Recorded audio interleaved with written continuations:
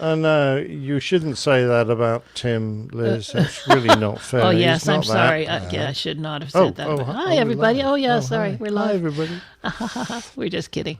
Anyway, we may or may not be having a show today because Jeff's having some pretty major technical issues. Oh, he's disappeared again. And now I think he's gone to restart things again. But his whole audio is, shall we say, effed up. His audio is coming through, but all the recording links for all the channels through StreamYard are not working. So he would not be So he's able got a to. virtual mixer that is playing up. He could not produce an audio podcast after the recording. So that would I have not to work. say, photography is a lot easier Yeah. than audio. Yeah. Visual, I can cope with. It's all this. I mean, there's this. Yeah, it's just such a weird thing. Audio. Yeah. It's like it was invented too early. You know, I remember early on when I first got my first home computer and stuff, it was always the printer that was the issue. I had so much trouble setting printers up back in the day. Oh, I don't blame you. I mean, they are the bane of most people's lives. Jeff, are you? Hi. He was smiling. Hi, I think he's figured it out. Have you found the plug? Was it user error? Yes. Yes. Yes, it was. I'm laughing because it's that stupid thing that I helped set up for Nick. Oh, so it's Nick's fault. Okay. Oh, Well, no, it's not his fault. It's my fault. I'm the one that came up with mic drop. Oh. Okay. Oh, don't tell me it was just mic drop. So you mean was turned mic on. drop It was dropped mic you drop. in it? Mic drop just basically shuts off everything going on air.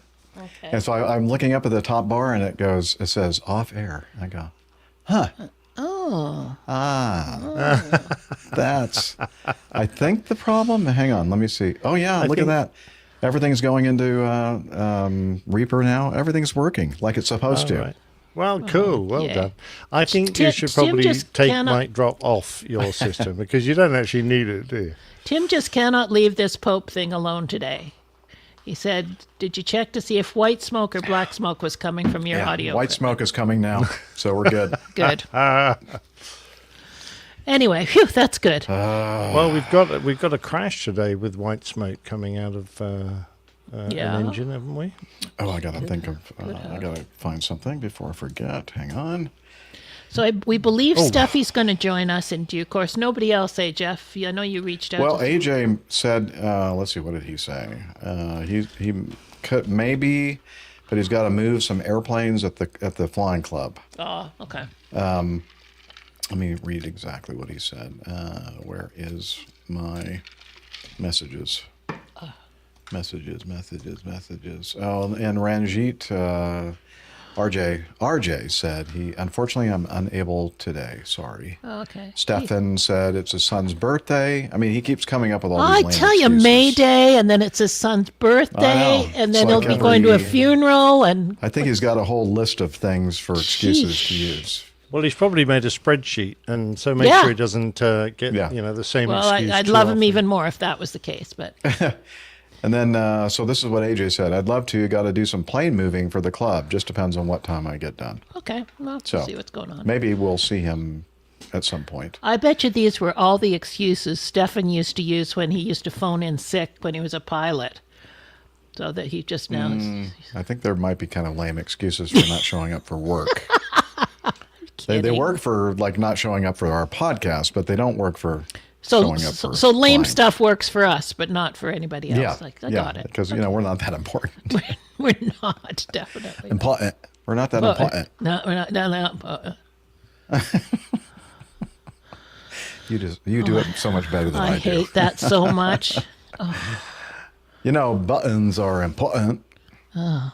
Especially if you're living in the mountains. Mountains near Clayton, near Lake like Burton. Burton. Yeah. That lady, it was everything I could do to keep from bursting out in laughter when she was talking. It's like, really? Are you doing that on purpose, or is that just the way you talk? Are you really that ignorant?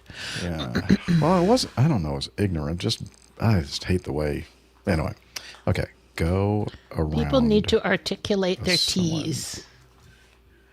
Yeah, I Mine mean, do. they're there for a reason for the most part, Exactly. except for in words like often. I mean, I guess I violate because Often? most people now say often, but I say often because that's the way I learned it with a silent T. Yeah, I must admit, I usually say often too. So, but I do know people that say often. Yeah, I I think most often people. say often. And how about the other thing that it really gets me is it's a thing now for younger people. They'll say like instead of saying something, I did something by accident, they say something on accident. Oh, I know. I don't. Okay. Well, that's like that thing when we were talking about that Kennedy controller on request, or what did he say? Yeah. You're on request. You're on request. Yeah. Which does make sense see, to so most to of me, us. on request is like, do you stop at that bus stop? Yes, we stop on request, like when you request it. Yeah. Ding But- ding. Mm-hmm. I know. Right. We're obviously going to kick off before too long. I'm going to go Yeah. and have a wee. Okay, where you Oh, go? go ahead. Go wee. And then we'll when you come back, we'll be ready to go. We'll get going. Yeah. I'm not planning to kick off anytime soon. Are you, Jeff? I'm not planning it. No. But you never know. You never know. Never know when the big guy just decides, you know what? I know. The last, you have like 10 heartbeats left. And then, 8, 7. well, no, that makes, now you're creeping me out. You're starting to count the rest of my heartbeats? No, I'm counting my own. Okay, I think I made it past 10. Yeah, I think I did too. Although I have very slow heart rate. Is it Paro or Paro? Paro. In like Tibet, Nepal, Paro? Paro, I think, isn't it? Yeah, Paro? I think so. That's why I'm asking. I think it's Paro. Okay. So, hello everyone. Sorry about the little user Well, error on my part. You found it. You fixed it. I That's figured it good. out. It was really bugging me. I guess I should probably start the recording on Reaper. Say something in Unity, Les, just to make sure. Okay, good. I'm getting you on Unity as far as recording. And then also, let's see. Oh, I need to just make sure if AJ does show up, he's going to need to be able to go onto Unity. So, Hi, Corey Cave. oh, Corey Cave. Oh, long time no Haven't see. seen him He's for a an while. Airbus guy. He's still based in Philly? I think that's where he was based. I think so. Originally from Charlotte, though, right? Well, yeah, he was in Charlotte for training, I think. I don't okay. know if he's I originally knew from there was a Charlotte or Charlotte, not. some sort of Charlotte connection. Yeah, because he met with Steph Exactly. at least once, a couple times maybe. Switching to the set to the Dreamliner. Oh, Oh, look at that. very nice. Nice. Philly, though, right? Yes, from Philadelphia. Oh, you are from Philadelphia and raised in Philadelphia. Okay, so you've gone back Yeah. home. Okay, cool. What was I going to do? I was going to So do something. enjoy the Dreamliner. Damn it. I like the Dreamliner, I must admit. Oh, cloud.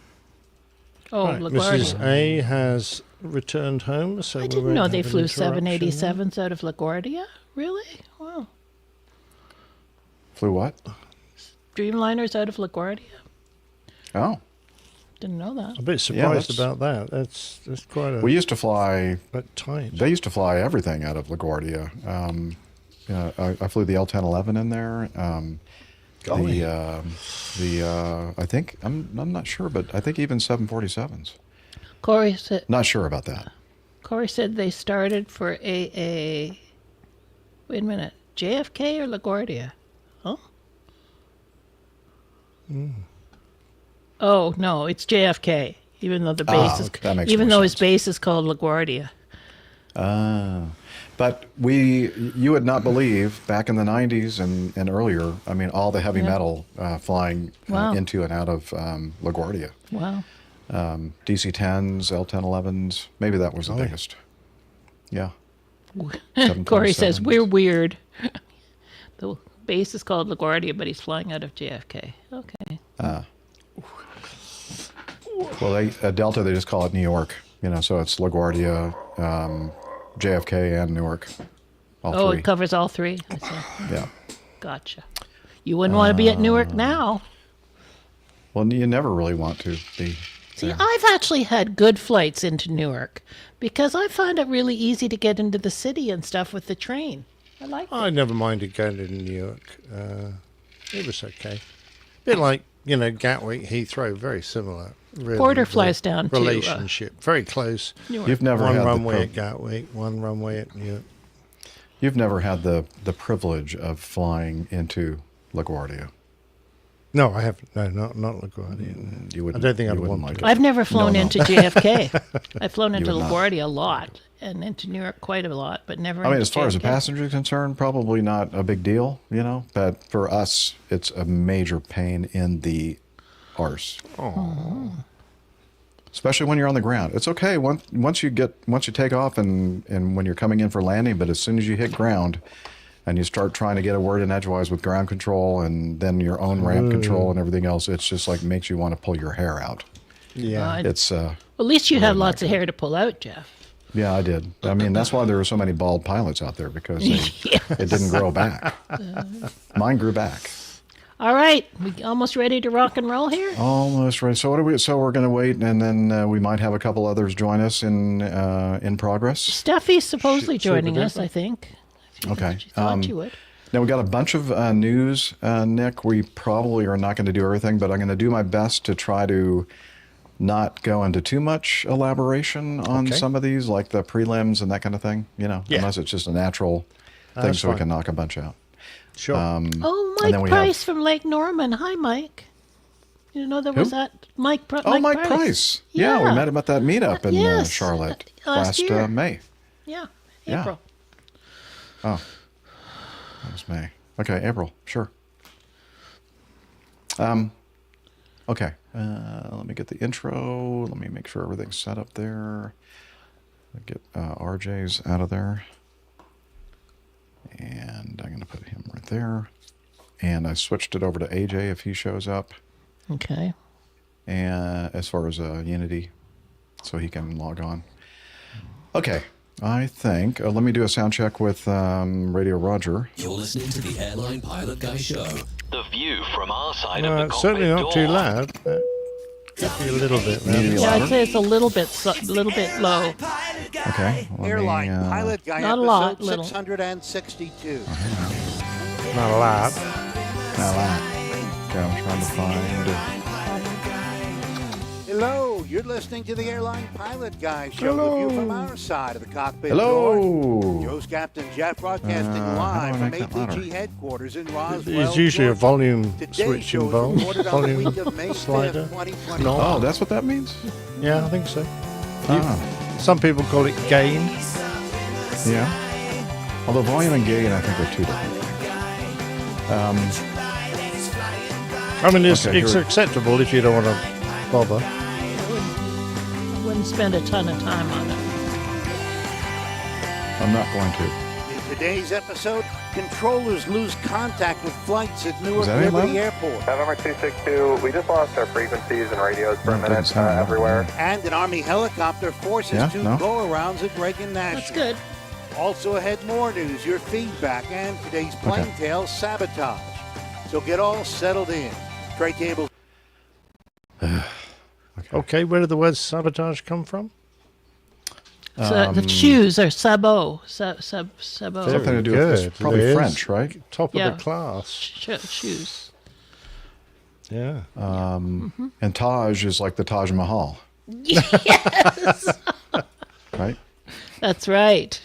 I knew it. See? Well, actually, it's related to smart. Taz, who was the Tasmanian devil. Could be. Okay. Oh, I don't need to have that X-Air app open. I'm not controlling anything with that. And, okay, here. Okay, let me go to the Countdown. StreamYard thing. Where is my StreamYard? Okay. Media assets with the emphasis on assets. All right, here we go. Ready? Ready. Do it.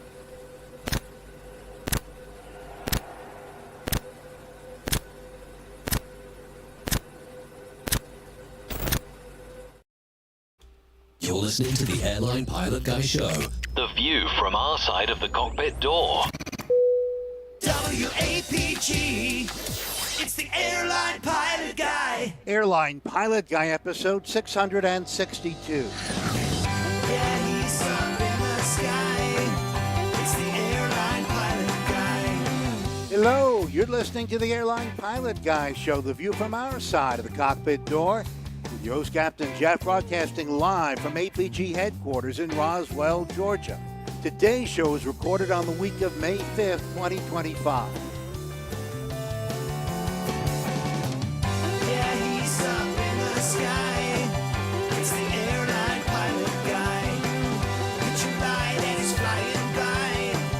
With the Airline Pilot Guy.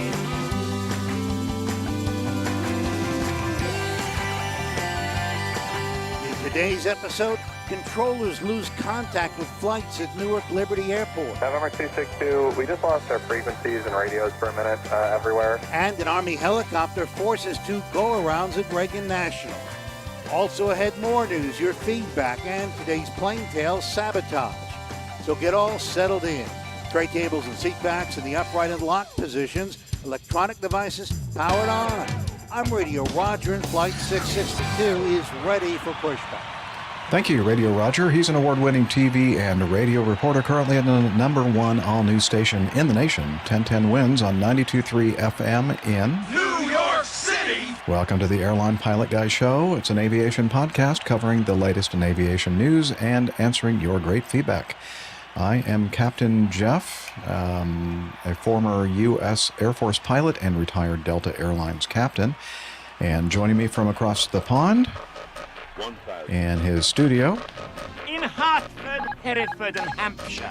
retired professional dog photographer, former RAF fighter pilot, retired Airbus A330, A340 captain for Virgin Atlantic Airways. It's Captain Nick. Hi there, Jeff. Great to be back on the show. You know, I didn't do a number for this show, so all I can say is that 662 is also the registration of a Twin Otter, and we'll have a Twin Otter pilot with us soon, I hope. Oh, there you go. Perfect. Nice, short, and sweet. And also joining us from her studio in Toronto, retired financier and aviation enthusiast, spreadsheet master, and our producer. It's Liz Piper. Hi, everybody. Happy May. Oh, I guess we were on in May before, but happy May Yeah, again. in fact, our last show, the title was... I know, Mayday, Mayday, Mayday. Mayday. It was. Yeah. Awesome. And as Captain Nick hinted, we're hoping to have at least one of our hosts, perhaps two, join us while the show is in progress. So stay tuned for that. Stay tuned for that. Okay. Have a good show, you Liz, two guys. You go Cheers. behind the scenes right now, and we'll be listening to you in our little ears, or some of us have big ears, and we're going to do some aviation news. And I do hear you, for sure. All right.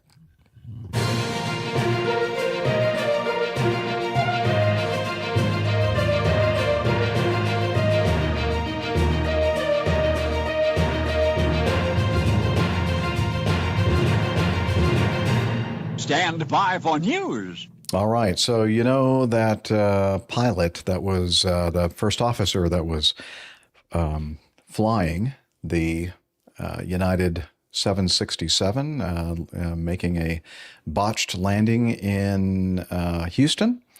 Well, and then they put him through some extra training, didn't do so well with the extra training, and then they basically fired him. And then, of course, he didn't, take kindly to that, so he filed a lawsuit. And so he, what's his name? Silva, I think is his last name. Yeah, Silva. He terminated United Airlines pilot who sued United for defamation after he was accused of botching the landing of the 767, which sent huge shockwaves through the fuselage and caused millions of dollars worth of damage, has had his lawsuit thrown out by a federal judge. Yeah, we kind of sensed that might be the case. Didn't feel like he had really a lot of anything to stand on, really, right? Legs. That's it. That's the word I was looking for. Thank you. Anyway, let's see. He filed the lawsuit against the Chicago-based carrier in December of 2024, seeking damages in excess of $100,000 over claims that United made him a scapegoat for the accident by making false statements. He said that, it wasn't my fault. I was just the first officer pilot at the controls, but the captain forgot to arm the spoilers, so it's his fault. And then, of course, they referred to in some intercompany communications, I believe, or somewhere that he was the pilot in command. But, of course, only the captain can be pilot in command. And for some reason, he thought that that might have an impact on getting hired by another carrier in the future. I'm thinking that's when we thought, it's probably not the reference to pilot in command. It's probably more like you broke the airplane and caused millions of dollars of damage. And then when you were given a chance to prove that you could land the airplane just fine in the simulator, that didn't work out well for you at all. So anyway, no, we were right, Jeff. I think he was just clutching at straws, trying to get a little bit of money to perhaps tide him over while he found his next career. And no, I quite agree. I think the judge listened to him and said, no, doesn't wash with me. So that's it. So I'm wondering how much he had to pay the lawyer. That's interesting. Unless it was a no-win, no fee sort of set up, but he wasn't even asking for that much money. So no, we kind of thought, if you're going to ask for money and sue an airline like that, I would project my salary out for many years and ask for millions.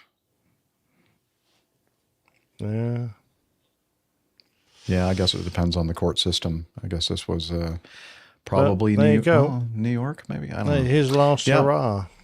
Oh, well. So much for that. All right. I think we can continue on with, how about some military aviation news? Woo, gray airplanes. Yay.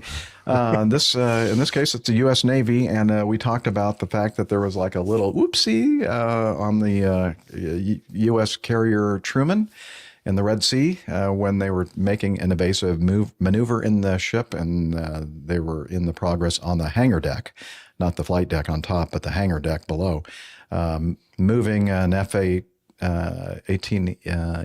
I think, the single-seat model, and then that got kind of tossed out the side of the ship and into the water, and luckily no injuries or no lives lost, but they did lose that fighter, and they also lost the tug that was attached.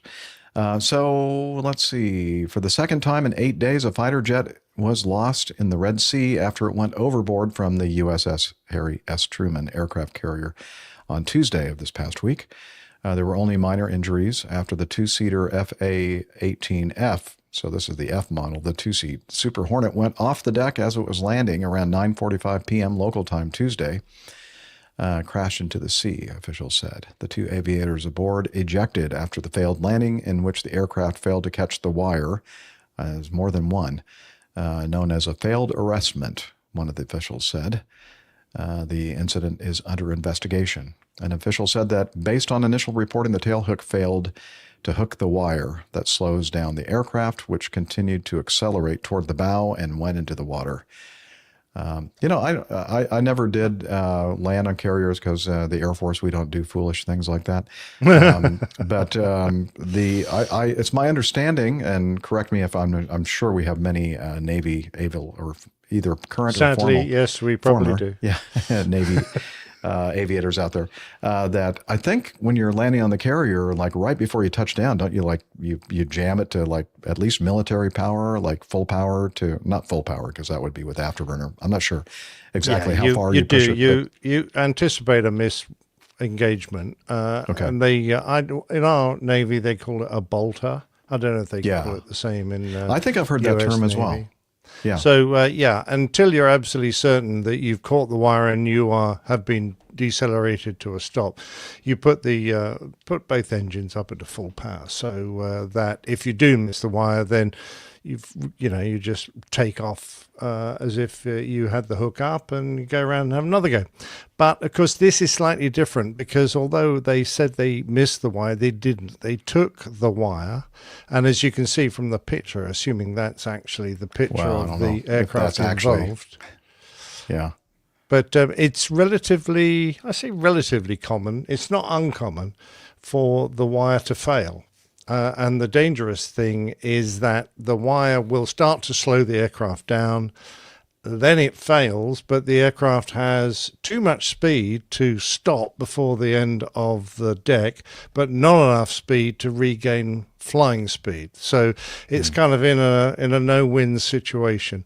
And I've seen quite a few movies of this happening. It's damn dangerous for the sailors on the deck as well, because you've got a very heavy piece of steel wire that has just parted company and is whipping around like nobody's business. It could take your legs off. In fact, I've watched one about a month ago, not connected with this, but I watched this slow motion video Top Gun of one of the guys there, with his colored jacket and his helmet, and he literally jumps over this wire as it flails across the deck and nearly, took his legs from under him. It would have caused a lot of injury if it had hit him.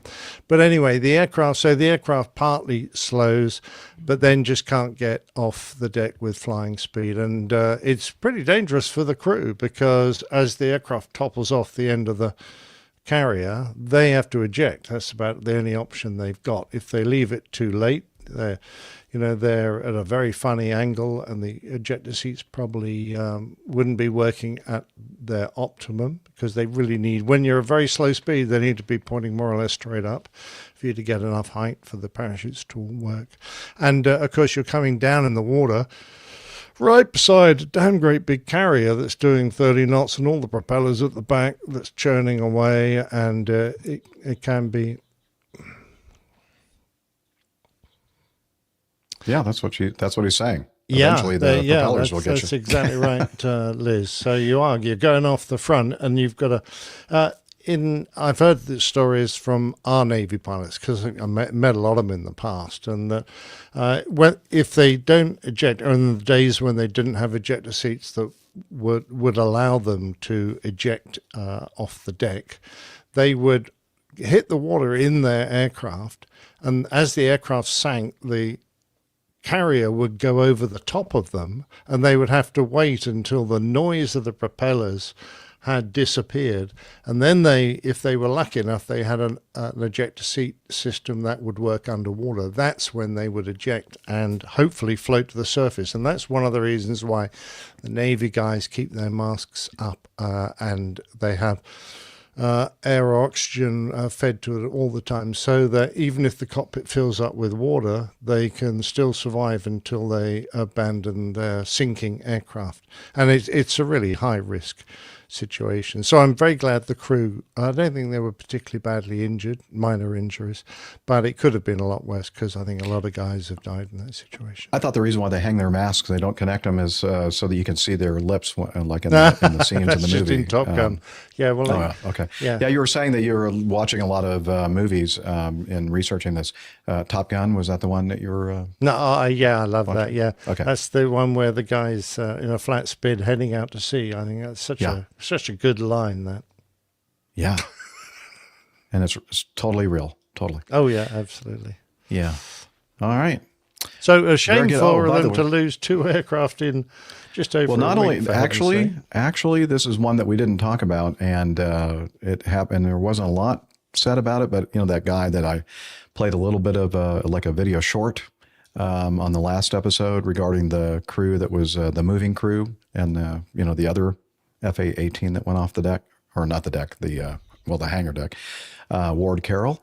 I was reading something on his blog that said that there were some rumors saying that it was poor throttle management with the pilot on this one, kind of indicating that he didn't push the throttle, or he or she, I don't know, push the throttles, up the way they were supposed to be, and then when they had to bolt it, or the bolted missed wire or whatever you want to call it, there wasn't enough thrust going to safely go. But I don't know. You know, that was just a rumor.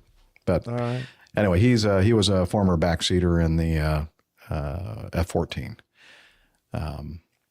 Not in Top Gun, though. All right. That is enough with that. Oh, I have a video, huh? Okay. Why can't I get this selected? Here we go. Okay, sure. Let me, oh, you know, I never did even share my keynote. How about that? Oh, I was a little occupied. Got thrown off. I'm easily thrown off. Let's see here. It is a good thing I don't ride horses for the horses' sake. Okay, play and go like that, and then come over here to StreamYard and then go present video. Share screen and window with that and then share. Okay. Now, let's see. How do we want to do this? Okay. Let me set it up a little bit and then pop it up. A Republic. Okay. This one is from the Aviation Herald and also from VAS Aviation. We have a little video action. An incident involving a Delta A319 and a Republic E170, Embraer 170, at Washington, DCA on May 1st. They were both instructed to go around due to a military helicopter. Okay, yeah, we all know that can be a bad thing. Let's see. Republic Airways, Embraer ERJ 170 on behalf of Delta Airlines, registration 879 Romeo Whiskey, performing flight 5825 from Boston to Washington, DCA, was on final approach, descending through about 450 feet MSL over the 14th Street Bridge. When the crew were instructed to go around, they complied. And then a mainline Delta Airlines Airbus A319, registration 364 November Bravo, performing flight 1671 from Orlando to DCA, was on final approach to Nationals 19. They were probably on the river visual approach, both of them. When the aircraft was instructed to go around, the crew complied, went around from about 700 feet. They were above Little Island. Oh. The FAA reported air traffic control. Okay, well, that's just basically saying what we just said. And then the next paragraph is another utterance. So now it is time to look at the video from VAS Aviation and listen to some of the radio communication here. So if you're ready, I am too. Okay.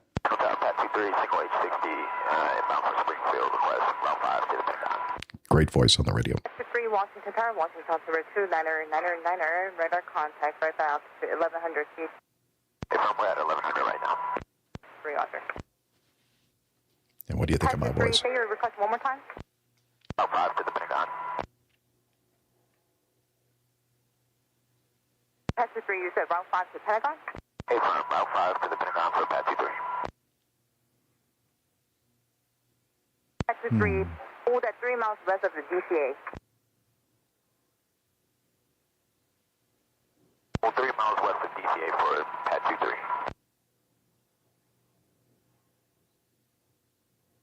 3. Okay, we're watching a bunch of little... Taxi 3, proceed to Glebe and hold. Proceed to Glebe and hold for Apache 3. like a simulated radar screen with an overlay of the helicopter routes. Currently the traffic is at 10.5 mile final. After that traffic, I'll get 10.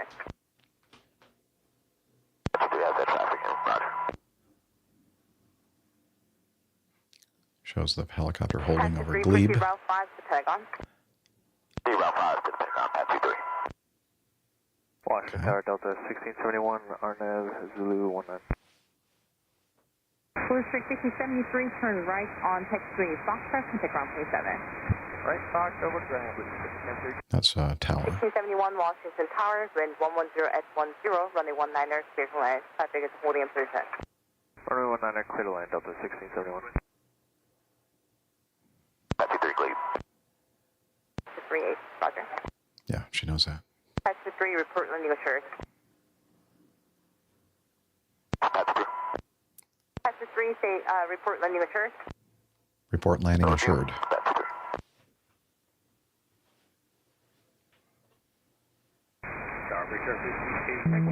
With you on the river visual 19. Delta 1671, climb maintain 3000, go around 3000. Going around 3000, Delta 1671. Breaker 4394, Washington Tower, traffic is at 4 out, runway 19, lawful 8. Runway 19, Tower, Breaker 5825, river visual 19. Breaker 5825, Washington Tower, bin 170 at 9, runway 19, clear line, traffic is holding position. Roger that, 19, clear line, Breaker 5825. Delta 1671, turn right, heading 280. Heading 280, Delta 1671. Delta 1671, contact system first, 118.95. 11895, Delta 1671.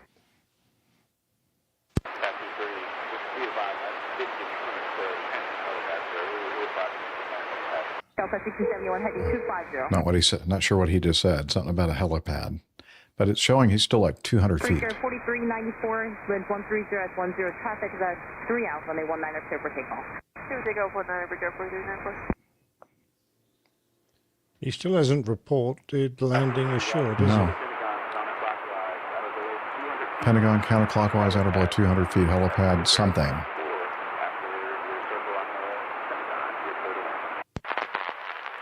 Okay, so it's something going on at the Pentagon. Tower, Endeavour 5221, river visual 19. Endeavour 5221, Washington Tower, wind 130 at 10, runway 19, clear line. Traffic will depart prior. Clear to lane 19, Endeavour 5221. That's what you think. 3, are you with me? Taxi 3 with you. This is landing assured. Landing assured for Taxi 3. Breaker 5825, go around, climb maintain 3000. Climb 3000. I guess something she saw there she didn't like. Spark Wolf, Breaker 4394.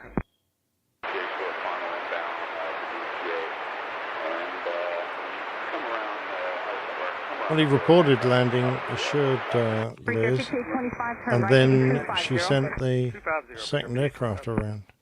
Yeah, and it's like that Pat 23 is still in the air, Oh, I think. okay. I don't see it on the radar screen anymore, but Taxi 3. yeah, what are you doing? Westbound now. Taxi 3 is at the Pentagon. Taxi 3, stay in touch. So are you trying to land on Pentagon?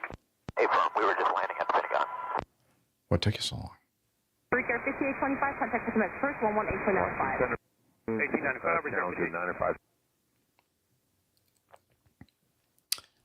Okay, I think that's all we're going to have. Yeah, they're, I don't know why. Yeah, they're being very cautious about helicopters and airliners in DCA. And yeah, so the thing about this one is the communication between the Pat 23, the priority air transport or whatever, the helicopter, the Army helicopter, the communication wasn't very clear, at least in our recording. It was probably clear, I'm thinking, with the actual controlling authorities. But he was saying something about the helipad. It's almost as if maybe the helipad wasn't clear, so they couldn't land. So this is still a potential obstacle / risk for the airliners coming in on the river visual or the RNAV.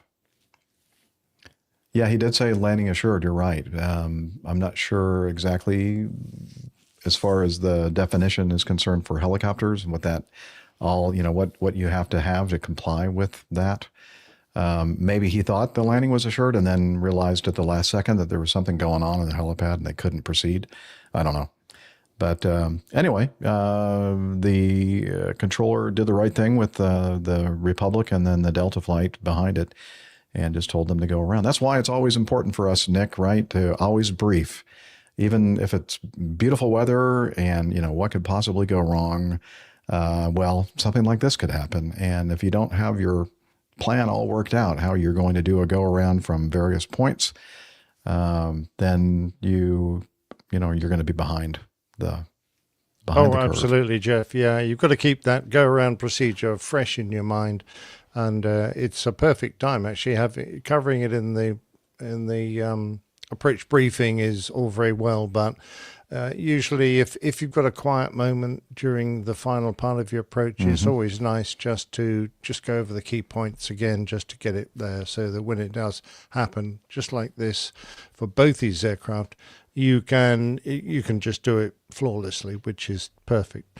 I suspect the controller wasn't absolutely satisfied that the helicopter was clear and out of an abundance of caution, which is quite fair enough considering what has happened and the heat that air traffic controllers received after the air collision, that they are saying, well, I'm not going to take any risks here whatsoever, and sent those two aircraft around. Exactly. All right. But, good point. Even if you've pre-briefed the missed approach or go-around procedure, when you're listening on the radio and building this picture in your head and you hear some weird stuff going on, like what's going on with this helicopter in the Pentagon, we're going to be very close to the Pentagon when we make that final right turn coming into DCA, landing on 19. Let's just quickly kind of give a little short briefing of this is what we're going to do. Go through the whole procedure, put your hands on the things, and then when it's necessary, then you've already kind of gone through the motions, and it's just a matter of doing it safely, executing it. Yes. Yep. All right. Good job by the two flights and the controller. And potentially even the Pat 23. Maybe it was a good job by them as well. I don't know exactly what the circumstance was there. It seemed that he needed permission from the Pentagon controller to complete a landing, and he was going around the Pentagon waiting for that permission. So I don't think the delay was necessarily down to him. It was probably what was happening on the helipad. Could be. All right. This is from... we have several sources on this item. For those of us living in the United States and those around the world who pay attention to things going on in the aviation world, you probably have already heard about this. Newark Airport is there having some issues with things, and they're having some scheduled renovation, maintenance, whatever you want to call it, to one of their parallel runways that the airliners generally use. So the inner parallel runway is out of service until I think July or something like that. So they're down to the main long, the other parallel runway. And then they also have another runway 29, which is essentially a east-west-ish kind of runway. It's a little bit shorter. That is mainly used, in my experience, the only time I've ever used it is if the winds are like really, really super strong out of the west. They'll fly approaches, usually circling approaches to that runway. Or if the winds are kind of light, airplanes that are not airliners sometimes are given that runway. So they still have two runways, but not their two main runways. So that's really been affecting quite a bit the operations there. And then they had a little incident with some technology that went out. And so let's listen to some of this just to kind of get an idea of what the chaos was up there on what was it? Last Saturday, I think. I'm not sure about that, but it was a few days back. And so if you're ready, Liz, yeah, it looks like you are. I am going to press this button and see what happens.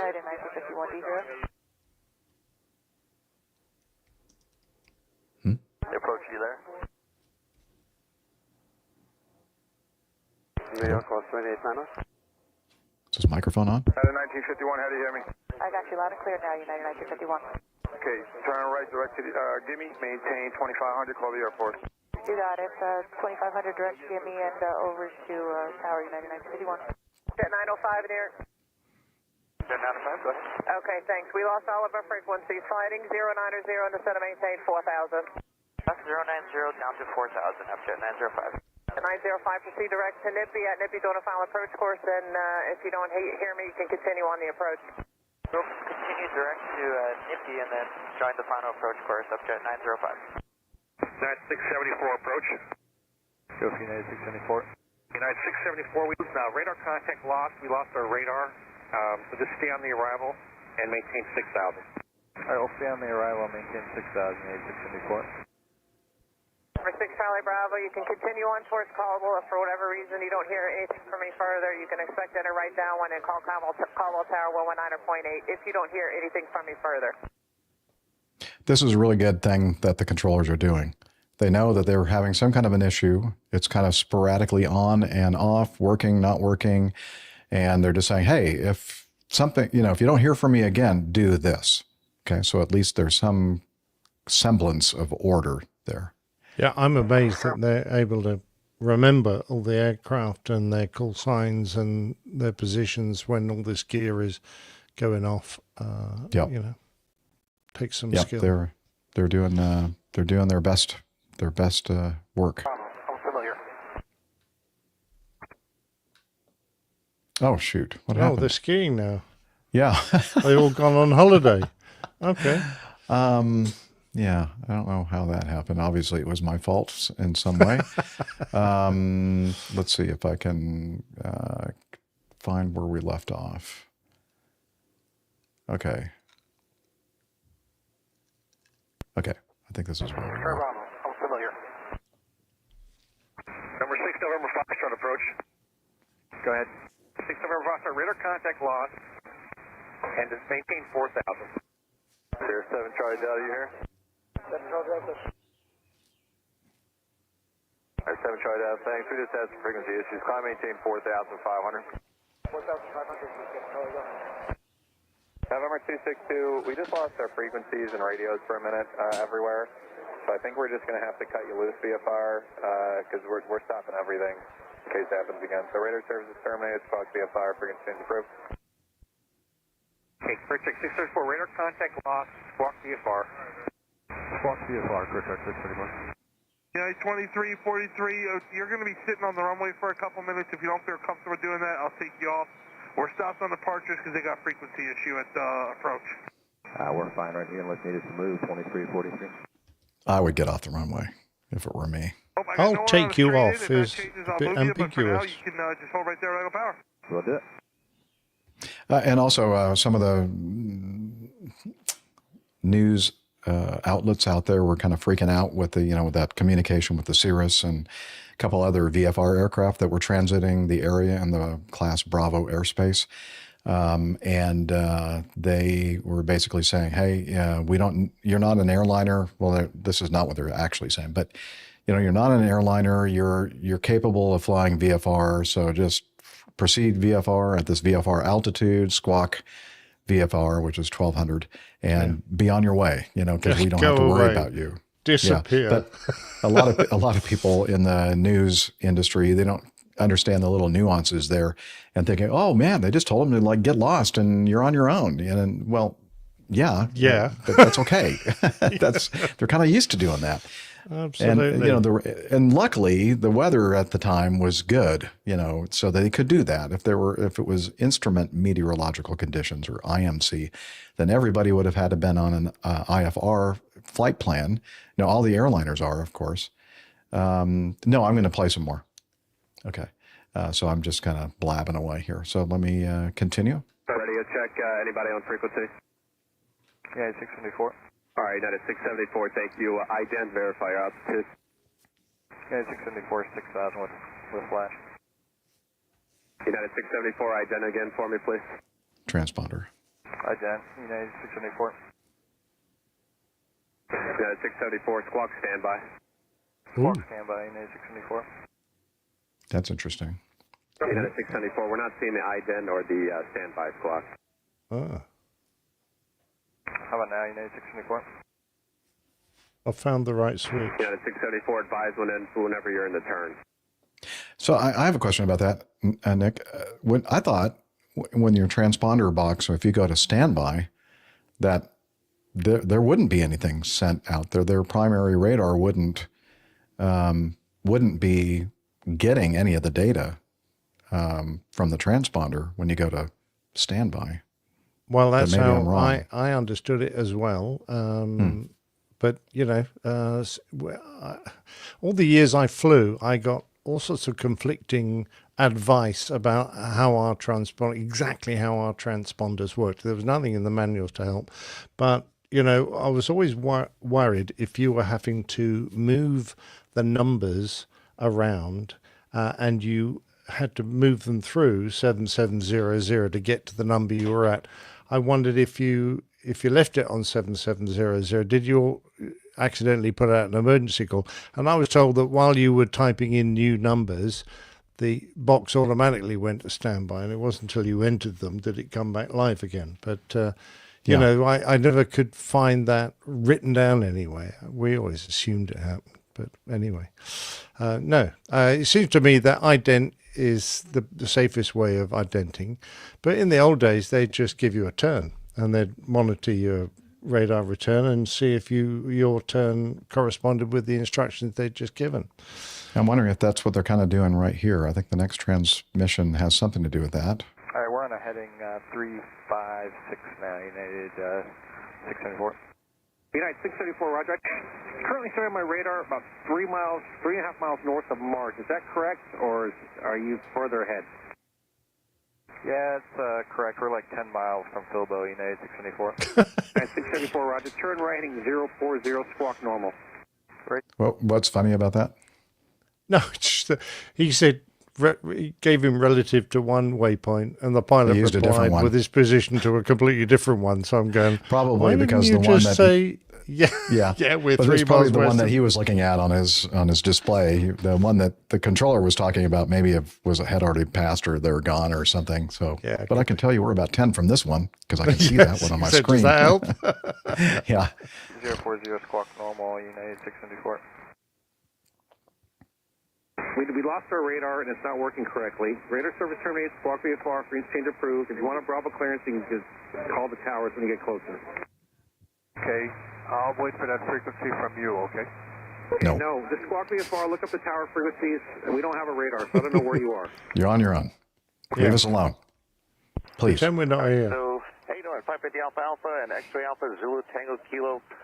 I anticipate a lengthy delay. Right now, apparently New York has lost some radar and frequencies on the departure, so it may be a while. Okay, this is Teterboro, which is just about 10 miles to the north of Newark. So these are business jets that he's talking to. Jet 905, were you able to hear anything from New York departure? Because I heard they lost their frequencies and radar too. They cut out once, but other than that, we had contact with them the whole time. Roger. November 9, November departure, were you able to hear approach talking to you? We were handed over to you guys. Is there, we missed something? Are we in trouble? Yeah, they lost their frequencies, so they stopped all of our departures. So I was just wondering if you had any news for us, any update. If I'm in trouble, I can just apologize now. We were able to hear them just fine until they handed us over to you. Okay, thanks. And they also said they lost some radar. Yeah, sorry about the thing that we did wrong. We are potentially ATC 0 here for radio and radar issues. What's your destination? Yeah, 2343, whoever everyone else is on frequency. I guess this is a serious issue because I have one more arrival and now I have nobody else coming inbound. Okay, to shut down anything? I would shut one down. 2343 is the only one that needs to keep both running. 323U as well. If you guys want to shut one down, that's fine. But once the first guy gets on the runway, everyone else will be ready. Any idea how long the departure delay is going to be? No idea. We're still waiting on word from New York Tracon.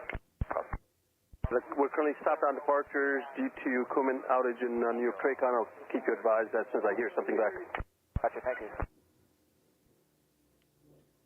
Okay, most frequencies in the Newark Tracon became all silent again. Okay, everyone one that is on my frequency, if you'd like, you can shut down. They're going to give me some sort of warning before we're released.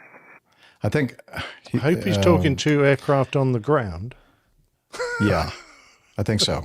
Yeah, I'm hoping. Yeah, don't shut down if you're still in the air. If you're in the air, don't listen to me. I think he said in the Mass Aviation thing said Newark TRACON, but I think it's New York TRACON is in control of all this whole area here in New York. And in Newark and New York sounds very similar. 2343, like I said, you are first, so if you want to keep one running, that's fine, but everyone else can shut down. 5323 Extra, you have to do that on your own navigation. Our radar and radios are unreliable at the moment. Shut them down. I'm being told this is going to last lengthy, so just shut them both down, and when you're started and ready to go, you'll be the first one. If you want to go VFR, I'll gladly clear you. Who wants to go VFR? We all do. Hey, look, if your company allowed it, I would let you do it. You know, 2343, just a heads up, they did just extend the ground stop for here until 3:30 local, so take that for what it's worth. And Tower Delta 2864, we're trying to work on getting approval for a VFR departure out here. Is that even going to be possible, or is that going to be shut down too? I mean, you would have to go VFR until, well, you would be going VFR quite a ways. Possibly you'd have to call Allentown, and Allentown can give you, where are you going? Let me see where you're going. Are you going south, or are you going, you're going to Minneapolis, so you know, you can go VFR, and then I'll check you out. You go VFR, and then pick it up with Allentown. That's one suggestion I can give you. All right, we'll go ahead and try to coordinate that with our dispatch. We've already started the process.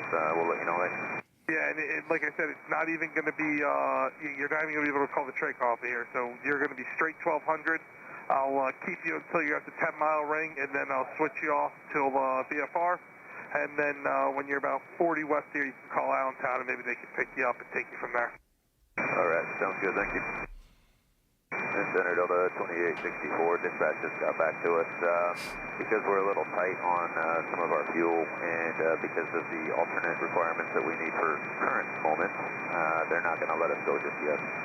Okay. Yeah, what they said. Oh, why did that happen? Again. I'm getting jealous, though. I want what they really said was, "Are you kidding me? I'm not going to authorize you go VFR." That's like. Yes. That's like a very, very serious situation, like, you know, a volcano is erupting or something. You got to get out of there before the lava hits you. Yeah, I would love to have heard that conversation with the dispatcher. And I'd like to say a little bit more. But before I move on and say anything else, you can take the video down. Thank you, Liz. We'd like to say hello to Dr. Steph. She has joined us. Hi, guys. Glad to be here. How's it going? Sorry for being tardy. Good. Yeah. Just, usual Thursday work day for me. And yeah, I saw, I've been very busy at work. So I saw occasional references to all of that was going on, but I have not followed it at all. So I was kind of just listening in and catching up. Yeah, it was a mess. It's kind of fun to hear the communications going on, especially that last bit of communication there with the jets that are all sitting on the ground at Newark going what? We have our airplanes are loaded. The engines are running. Let's get out of here. But of course, I could see the reluctance of New York TRACON in this particular area, not really wanting to actually operate normally because they don't know whether the radar is going to stay on or off, or the radio communications. But they would be very happy to launch you as a visual flight rules flight plan initially, and then picking up an IFR once you're en route. So at Delta, that capability does exist. But as I said, you better.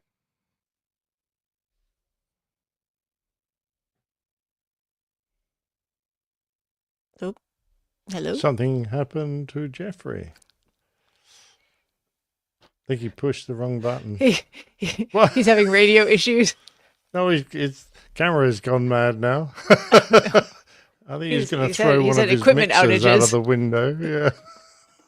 This sounds like the story that we're talking about right now. Yeah, it's a perfect reenactment of his radio failure.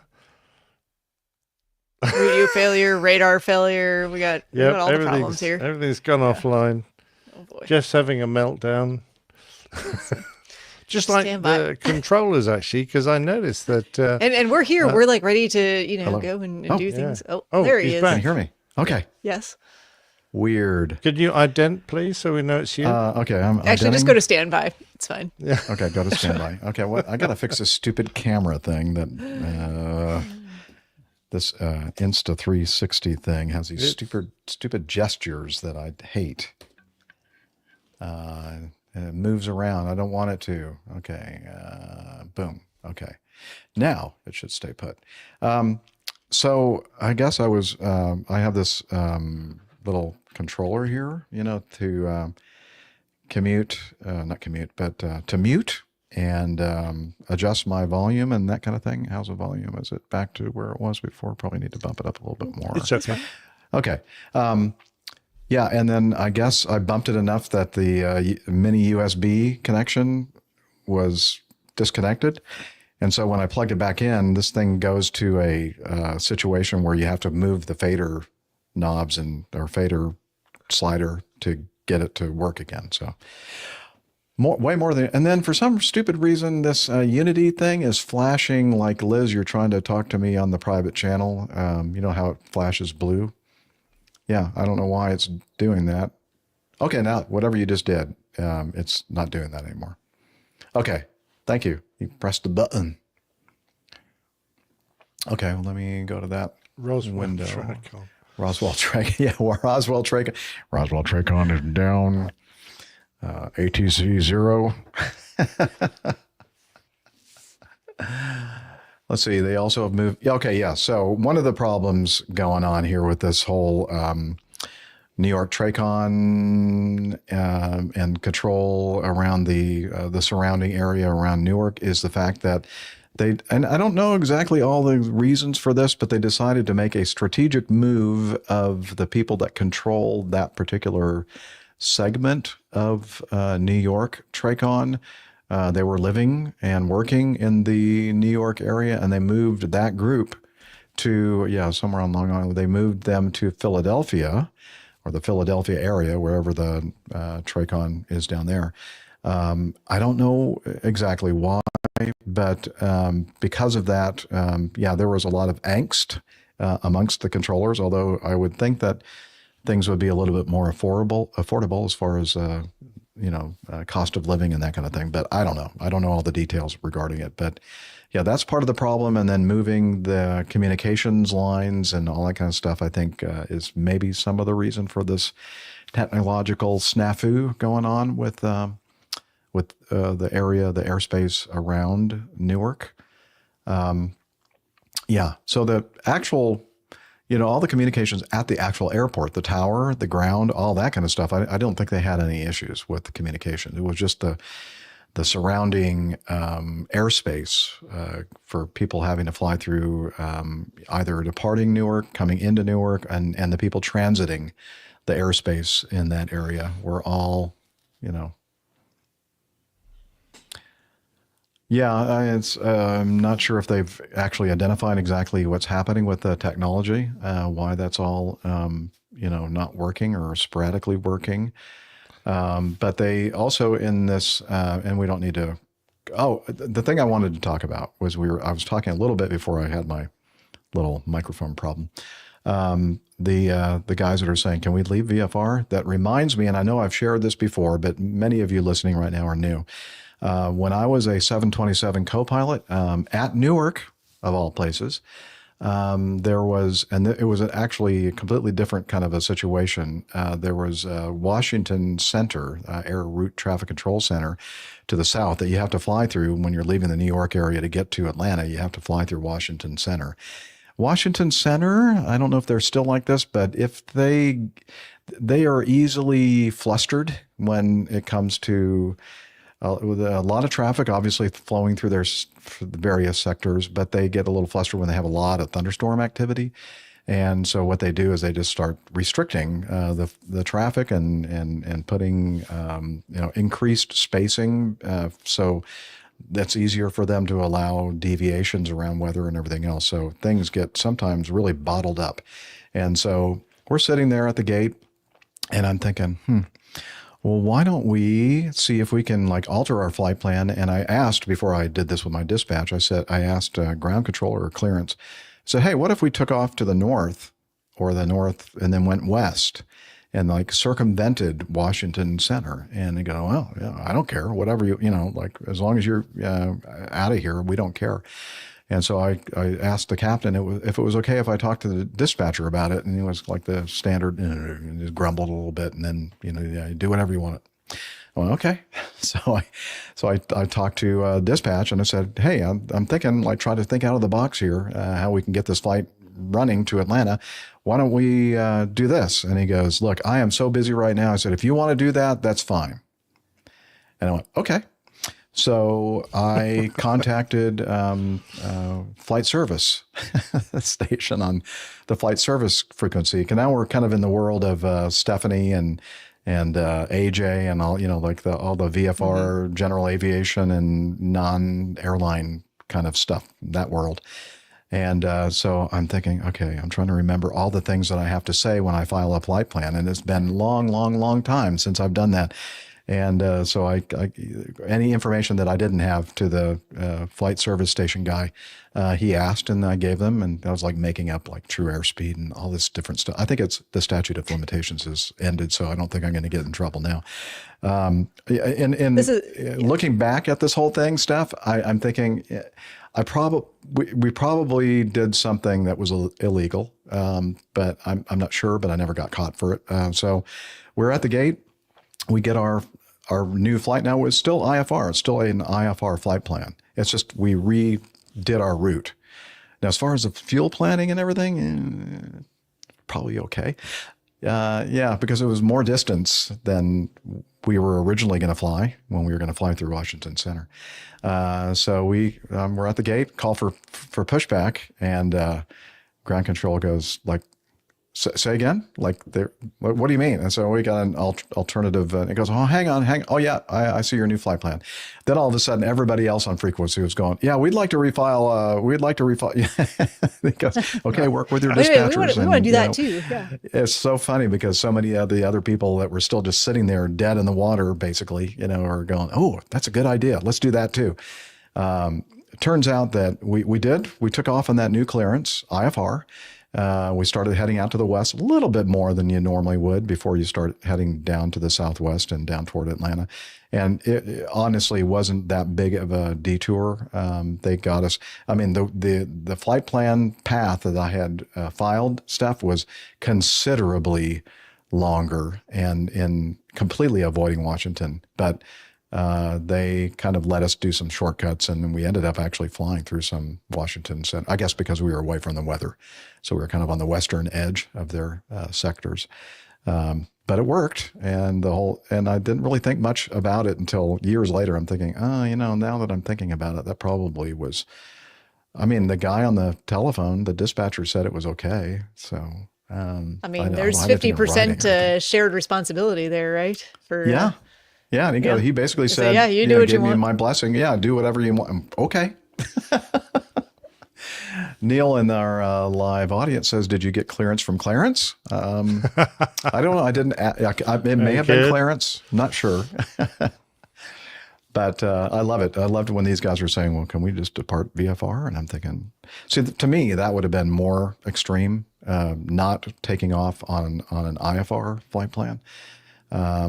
Because we did that, these guys were talking about just doing it VFR, and but I love the thinking outside the box kind of thing.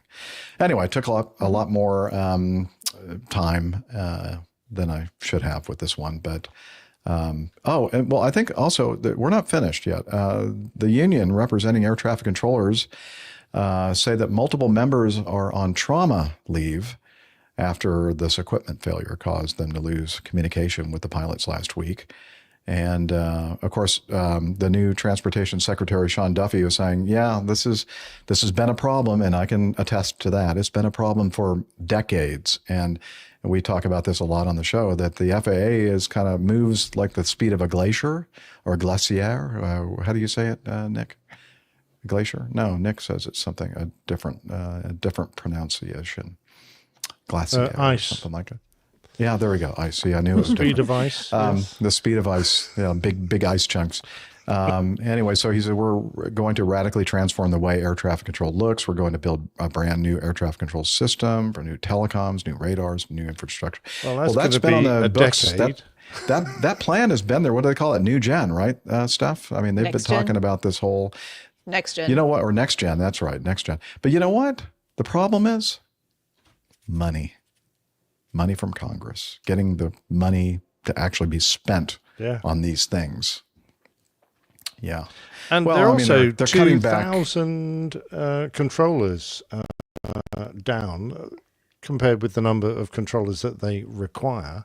And they're saying, oh, yeah, we're going to train up new controllers. You can't just train up new controllers and bring them straight out of a long time ATC school and put them into a place like Newark. You're going to need years on the job learning how to cope with all the problems that occur in Newark. So in the meantime, the controllers that are there are getting older and, they're getting towards retirement. And also they're working way harder than they should be. So when you get an incident like this, it really affects them. They're probably hanging on by their fingernails at the moment. And then you get something like this, and I can quite understand why they'd want a couple of days off after to get over it, because I could just imagine what's going through their heads. I've got 10 aircraft here under my control. I can't see any of them, and I can't speak to any of them. What the hell? Right, so they're not really under your control anymore. Exactly. They're supposed to be, but they're not. Yeah. This is, now you ask like the controllers over there at opposing bases, has this been going on for a while? And they would have an exasperated expression on their face, and you could hear it in their voice. And they said, this has been going on for 20 years or more, before they even started working in this line of work. And it's just, this is nothing new. And in fact, even the FAA administrator even said what you just said, Captain Nick. We can't just hire people off the street and have them all checked out. In fact, even current air traffic controllers have to go through special training, because this is a special kind of a training or facility requirement to work in this particular area. It's really tough. And and this is something that people have known has been a problem for many, many years, many administrations. But they've just chosen to kind of look the other way and hope that it would just go away and it would fix itself. And it hasn't. And now it's really catching up with everybody.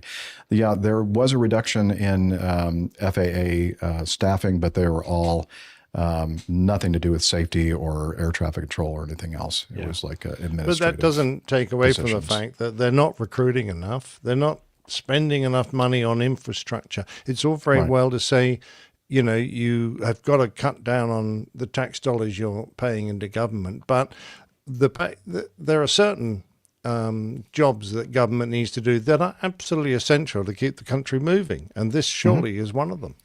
Yes. Again, they have not reduced that. That's been just kind of a natural thing that's been happening over the years, and they haven't done enough to make up for it. And as I said, it's not something new.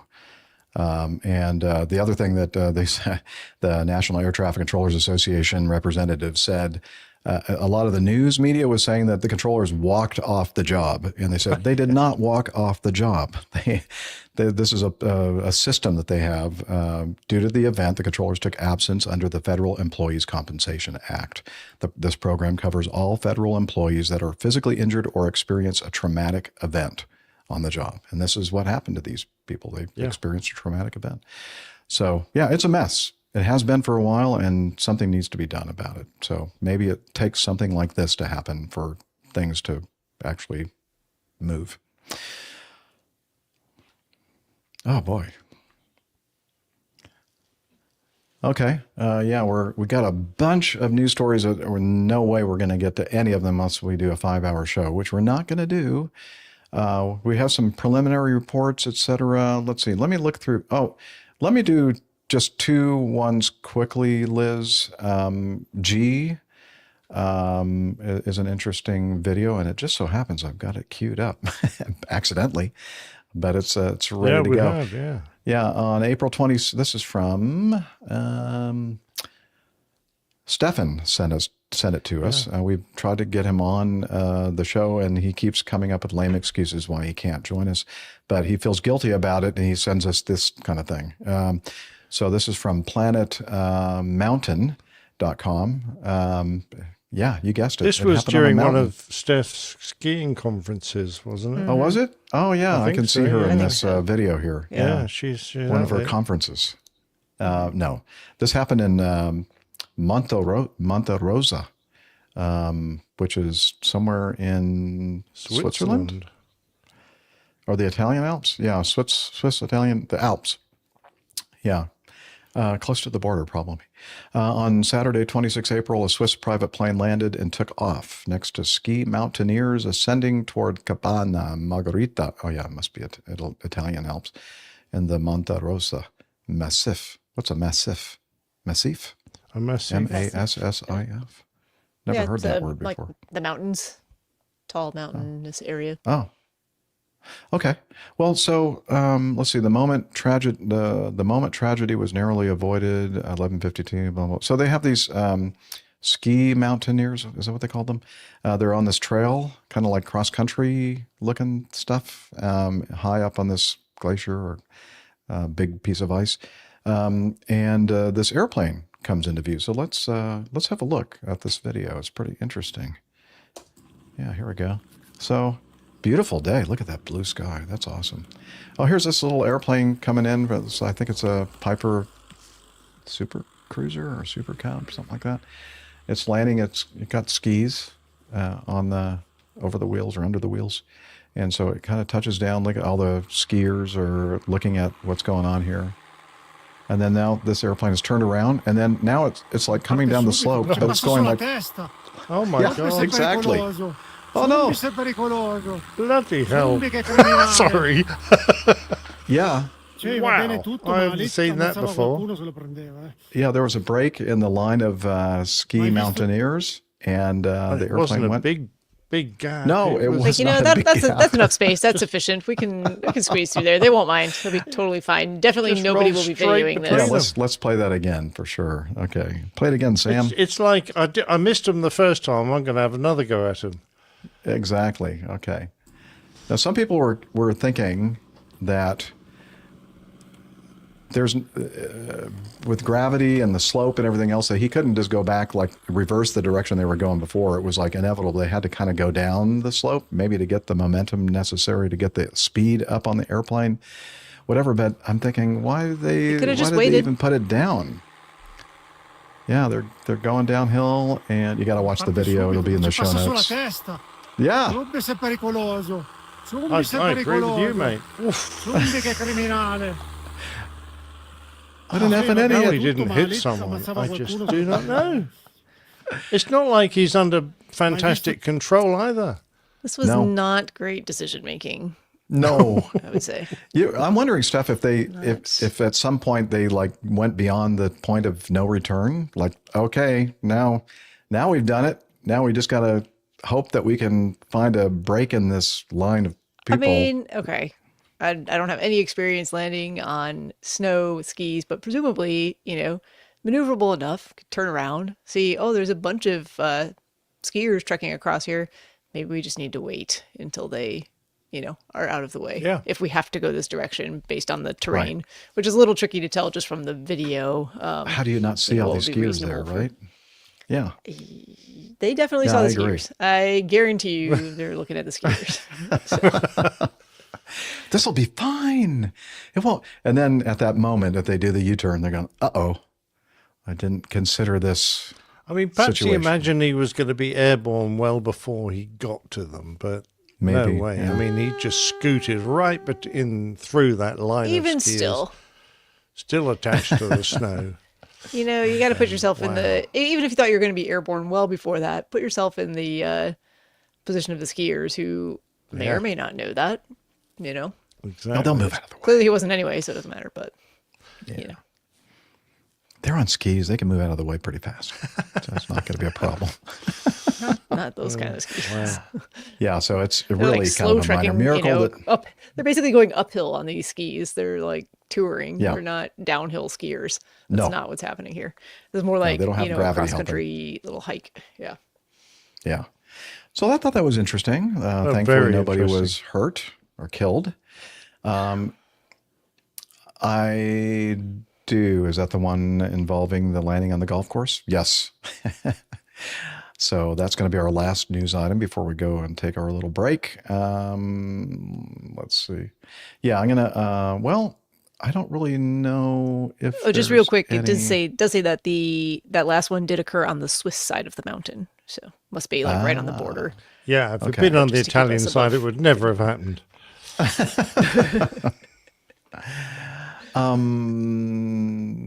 Let's see. Okay. So this is what I'm going to do. I'm going to play an audio file first of air traffic control, Santa Monica Tower, and a Cessna. I forgot his tail number, but he's going to use it in his radio transmission. And then we're going to play a little video to show the landing, and then a little bit more audio after that. So here we go. With the audio, you don't have to change anything, Liz. You can just leave the screen as is. Mayday, mayday, mayday. Skyhawk 3753 Lima's lost all engine power. We are at 2,000, and we are about 5 miles north of Santa Monica looking for a spot to land. Number 375 Lima Santa Monica Tower. Landing will be, you're clear to land on any runway. The wind is 220 at 8, altimeter 2998. Yeah, we're not going to be making the runway. Looking for a spot right now. Number 57 Lima Roger, landing will be at your own risk. We will try to have personnel ready on the ground. What a thing to say.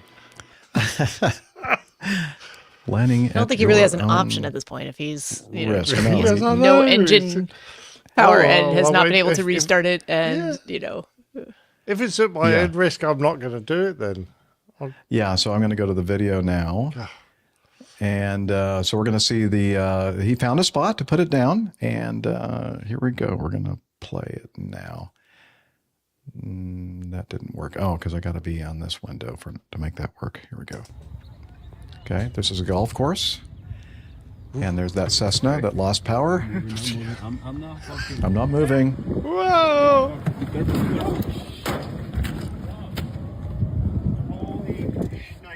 That's a a pretty bumpy sturdy runway. 172.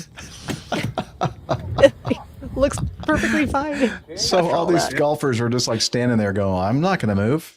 Yeah. Yeah, skiers and golfers. I don't know, maybe some title there. I think if I was on that golf course, I would have, like, as soon as I knew which direction it was definitely coming, I would have tried to run a little bit out of the way. Oh, yeah, these guys are Oh, super like- chill. It's like, I'd have They're just just like, shaken my driver at him. I think he's gonna move first. I'm betting he's gonna get out of our way. yeah, I'm sure he can definitely maneuver. Well, he can't. Nice really. one by Neil. What does he say? Did he use foreflight? I do like that. Very good. Okay, so let's watch it again. I think it's worth seeing again. Yeah, here we go. Here he comes. Obviously, engine's not running. The propeller's not moving. He did a good job ruddering it around that tree, actually. Oh, that last bump and bounce. Yeah, is that was ooh, crunchy, but rough. Yeah, but thunk. those Cessnas, they're as tough as old boots, It aren't looks it seems really sturdy. Whoops. Guess I'll have some editing to do on the audio. Sorry for the language if you're watching the video. So let me do the last bit of audio on this. I think this is Mayday, mayday, mayday. Skyhawk. no, right here. Santa Monica Tower 2, you copy? This is November 53 Lima calling. This is 3753 Lima, and we're down okay, no storm, but we are on the golf course. November 53 Lima, thank you. We are sending personnel there. We're letting them know that you're at the golf course. Thank you. No problem. Thank you for your help, and no injuries, so we walk away with. Well, I'm not sure that they helped at all, but yeah. Well, they're at clear least on any sending runway. they're making sure rescue personnel, whoever authorities need to be there to Okay, yeah, I guess that's helpful. remove a airplane from the golf course, because Yeah, that's yeah, yeah. Can Yeah, we get the look- grounds crew out here to yeah. to That's the rake most the important sand in thing. the bunker there? It definitely got There's a little divots. It's not like the some divots. controller can give him a landing clearance on a golf course, is it? I mean, No. of course it's But at his see, I own think the risk. controller misunderstood what he said after he did the Mayday. Like, I don't think he quite understood the fact that he wasn't going to make it to the airport. So he was trying to be helpful.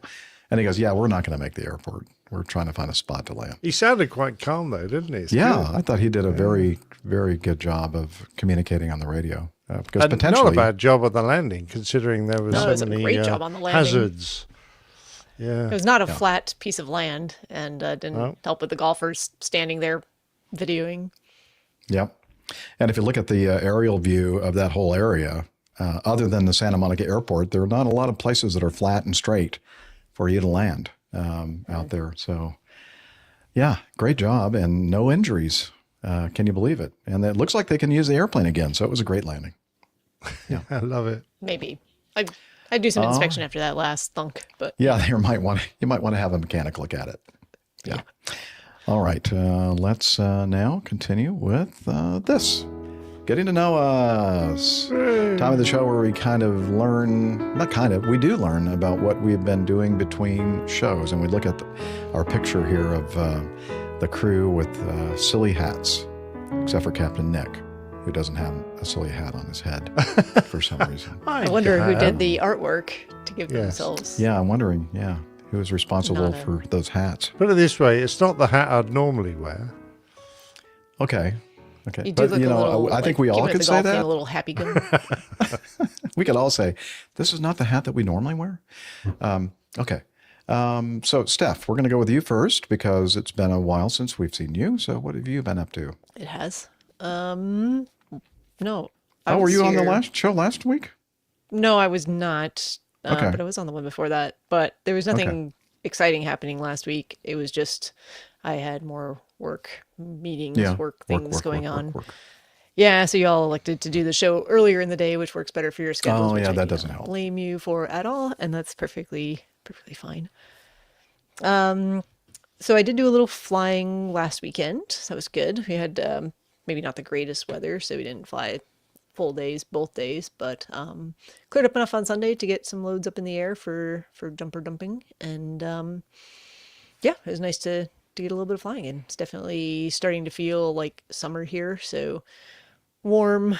Actually, it wasn't terribly warm last Sunday when we flew, but it's been pretty warm, humid. I'm watching a line of thunderstorms kind of making their way across the area right now. Not here yet, but potential for thunderstorms this afternoon.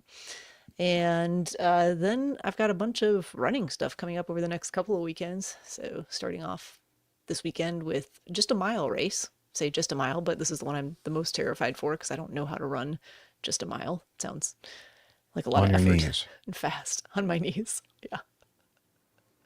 Make it a challenge. Maybe just backwards. I'll just run backwards. It'll be fine. Yeah.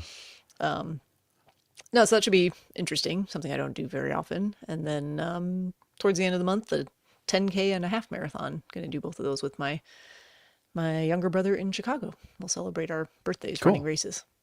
So, our respective birthdays. Yeah. But, very cool. Yeah, that's about all that's going on here. Okay. Very good. Oh, sorry. Pardon my bogorigamus in my growling stomach. Sorry. May not have heard that. So didn't hear anyway. it. You're good. Captain Nick, what have you been up to, sir? I've been busy with my various hobbies. Got my first match on lawn bowls, which was fine. We actually played one of my old clubs, which was quite interesting because there are still plenty of people there who I remember, even though it was probably 15 years ago that I left that club. Anyway, we managed to win that match by a one shot because it was, like three teams all playing against each other. So it was good. And then something slightly more local because it's right in my village. In fact, I can walk there. It's just down the road. They have built a petanque terrain, they call it. I think it's like a court. So they play this French game, which is sort of similar to bowls, but it's called petanque or boule. And it's on a gravelly sort of pitch, and you toss these metal balls around. So you get steel balls to throw and a small wooden target ball, which they called a coche, which is short for a cochonnet, which is little pig in French. But it's actually officially called a jack, just like lawn bowls. Anyway, they also call it le petit, the little one, or gary, which is stands for rat. Anyway, by the by, it was great fun. And the nice thing is that you have about an hour and a half, 2 hours of tossing your balls around, and then you go to the pub and have a couple of beers and lunch, which that's definitely the pub is very close. It's right next door. So what is the sound? What is the sound of the metal balls when you throw them? What kind of sound do they make? Well, they're landing on gravel, although gravel, the terrain can be made of different materials, but they kind of go. I'd say crunch. That they go patunk. Well, they are hollow steel balls, so they might, yes, indeed, they might go patonk. That's my guess. Yeah, I'm not quite sure what patonk actually means. Patonk. It's the sound of the metal balls. Yeah. Anyway, that was a bit of fun. Thoroughly enjoyed that. And while I've got the floor, how about if I do the cover art? So last week we had some great suggestions. Planes with crowns, managed to fit one of those in. Plane overboard, that was the Navy plane. A fog cutter, I managed to fit that in as well. And funny fingers. But the one that won out, because we did it on the 1st of May, was May Day, and that's very aviation related. So the title was Mayday, Mayday, Mayday. And of course, we wanted something associated with May Day. And it was a combination of the sort of Russian May Day parade they have, military parade, yeah. And the sort of more friendly aspects of May Day, which is dancing, young maidens dancing around a maypole. So I managed to make the tanks have barrels that look like maypoles, and we've got some ladies, some maidens dancing around with the ribbons. But yeah, I also managed to fit an airplane with a crown on it. But that was the story about a fire that burned through the crown of the airplane. Well, that was quite clever. And if you're interested in the show number, where's the show number? Liz, did you find it? Okay, if you look on that circular hatch that's in the tank there, there's 661. And that maiden there is being tattooed with I see that. our logo, in I her love her cleavage. dedication to our show. Probably not the nicest place to have a tattoo. I don't know. But anyway, and of course there is our jackass. Now, interestingly, look at the chest of the jackass. Huh. Okay. It looks like it has bullet holes or something in it. No, that's black spots in the jackass's feathers. Yeah. That is the shape of the Southern Cross. Now, of course, this jackass is the South African penguin, and so it only lives in the Southern Hemisphere. And the Southern Cross is the star constellation that anyone in the Southern Hemisphere uses to navigate by, because that kite, just like the North Star and the plough points at it, the Southern Cross points at the southern equivalent of the North Star. It's the South Star, I guess. Can't quite remember what it's also a great song. I think it was a Crosby, Stills and Nash, I think. Southern Cross. Did they do that? Oh, okay. Yep. Excellent. That's them. So that's what the Southern Cross star formation looks but like. what's the point of it, though? It's just to have a connection to the show? It's a jackass penguin. That's our show penguin now. That is our penguin. Very, very. And because he comes from the Southern Hemisphere, he's got the Southern Cross. Okay. That was just a bit of fun, that's all. Yeah. Oh, yeah. I forgot to he's checking include. out the logo, Liz. I forgot to include the fog cutter, which you can only see in the big picture now. So could you put the big picture back? There you go. There's the fog cutter. fog cutter. That's the cocktail that we were talking about on the show. Yeah. So the Jackass is... Yeah, see what you missed, one. Steph? All that stuff, you know. I know. Yeah, I'm it was great illusions. fun. I had a bit of spare amazed. time last week. Yeah. Yeah. Cool. That's me done. Done and dusted. All right. Very good. I have some stuff. Yeah. I had a meetup, a private meetup with one of our APG crew community members. And here we go. I'm not going to say anything else. I'm going to just push this button. All right. What did I do? It's my turn. So I am in, what's the area called? Marietta? East Cobb, unincorporated Marietta. Actually, this complex right next door to an area called Park Air.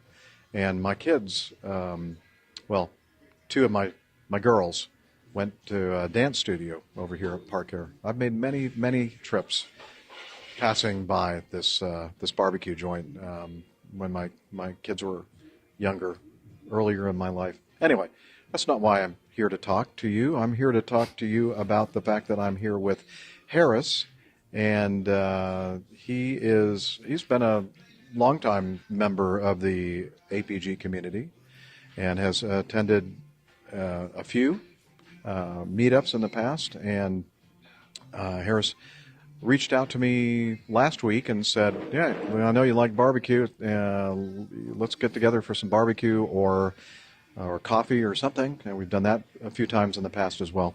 And so I said, yes, it's been forever. Because, my favorite first officer, Brent, and I used to get barbecue all the time when I was actively flying. And I don't get to eat it that often anymore. And anyway, so we are at this place called Sam's Barbecue One, and I'm looking around the interior of this place here, Harris, and there are trophies lining all the shelves and all the booth partitions, and they're just all over the place. So obviously, they have a very good track record of, or they know somebody in the trophy business.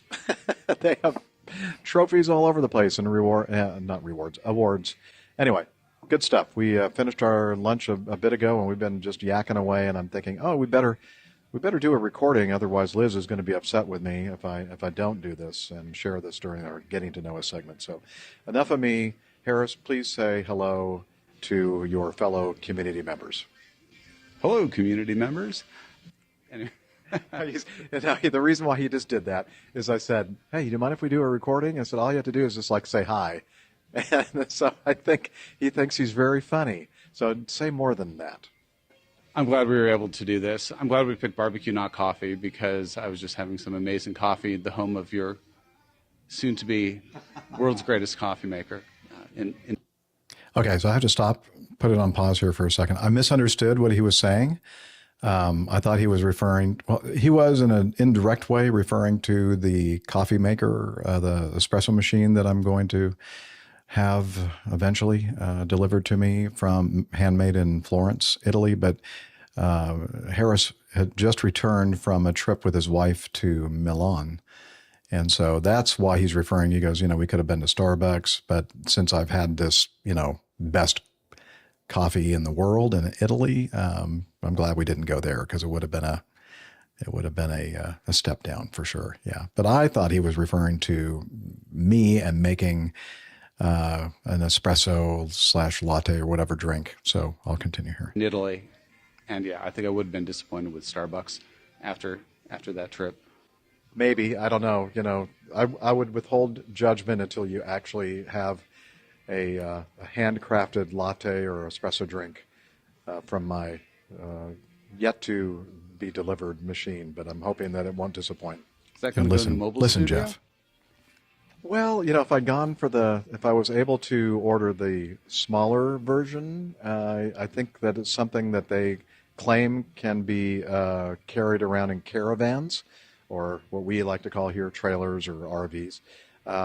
The one that I ended up ordering is a little bit larger and heavier. I could probably put it in there, but it wouldn't fit very well. It's quite large, actually. I mean, I'm looking at the vehicle right now. It must say it's really impressive. Thanks for noticing.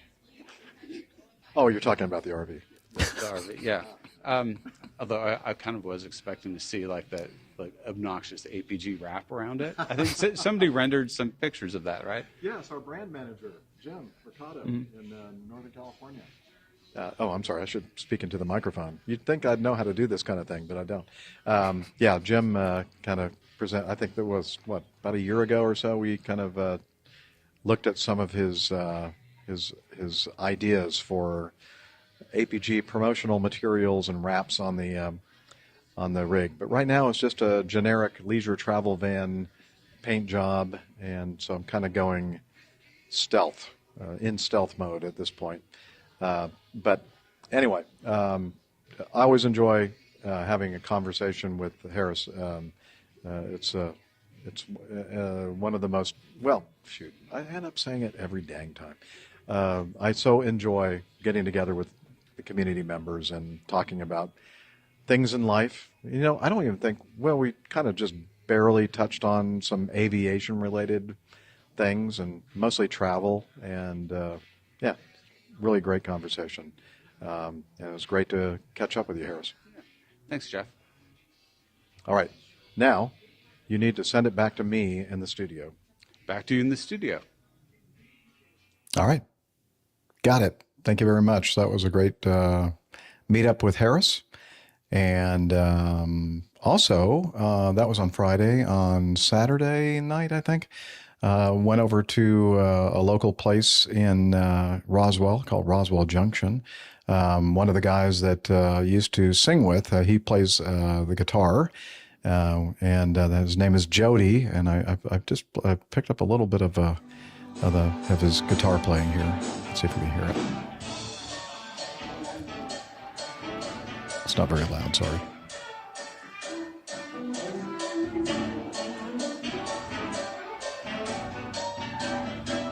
Now we'll probably get a copyright strike or something. Anyway, they play a lot of covers like Steely Dan, Doobie Brothers, that kind of stuff, kind of music that I listened to when I was in the 70s.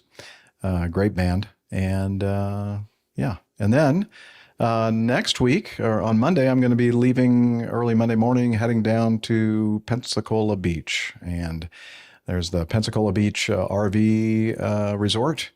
And it's very green, but that's the only picture I could find of it. And so I'll be in one of those spaces parked with the RVS. And so very nice. I'm going to be there.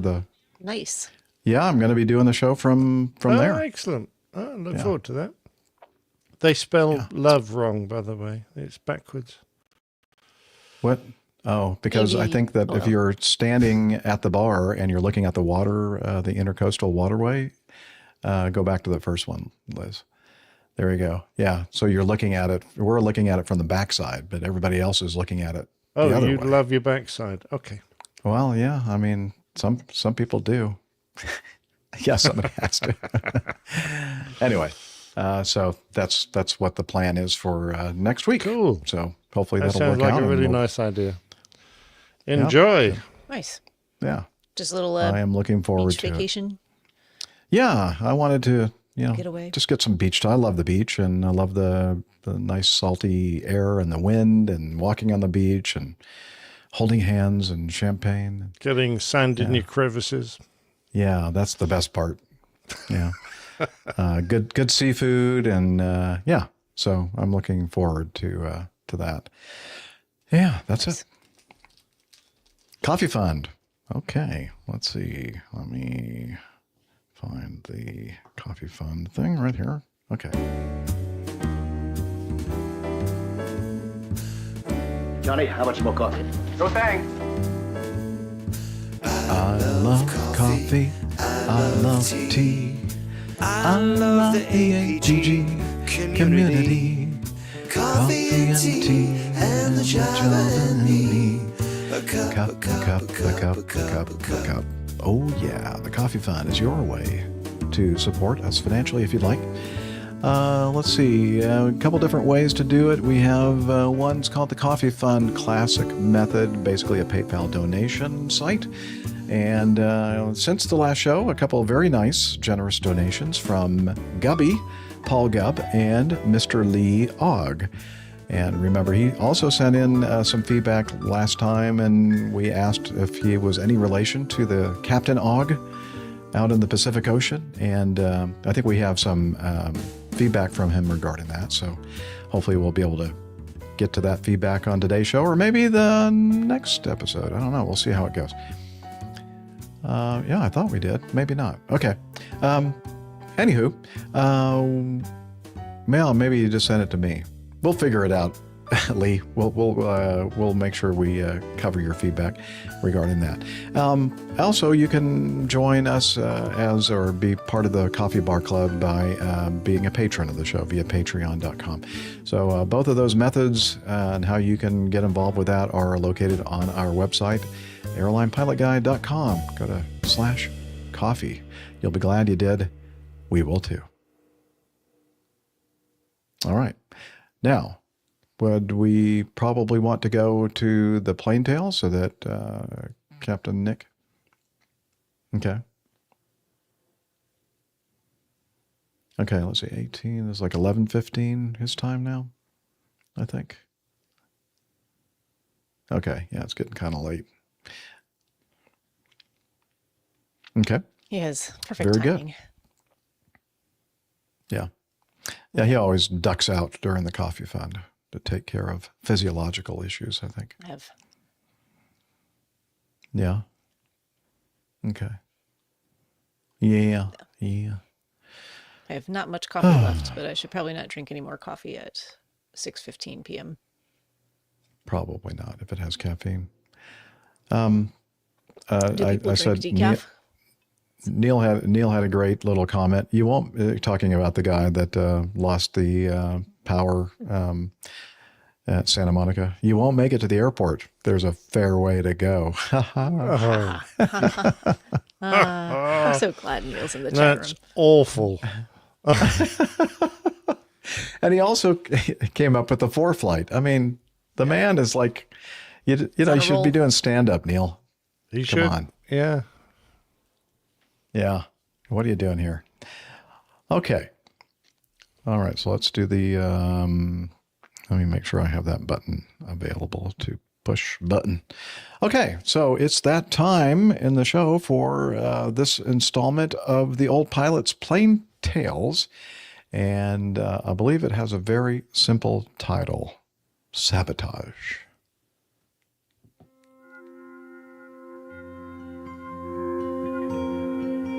The Old Pilot's Plain Tales, Sabotage.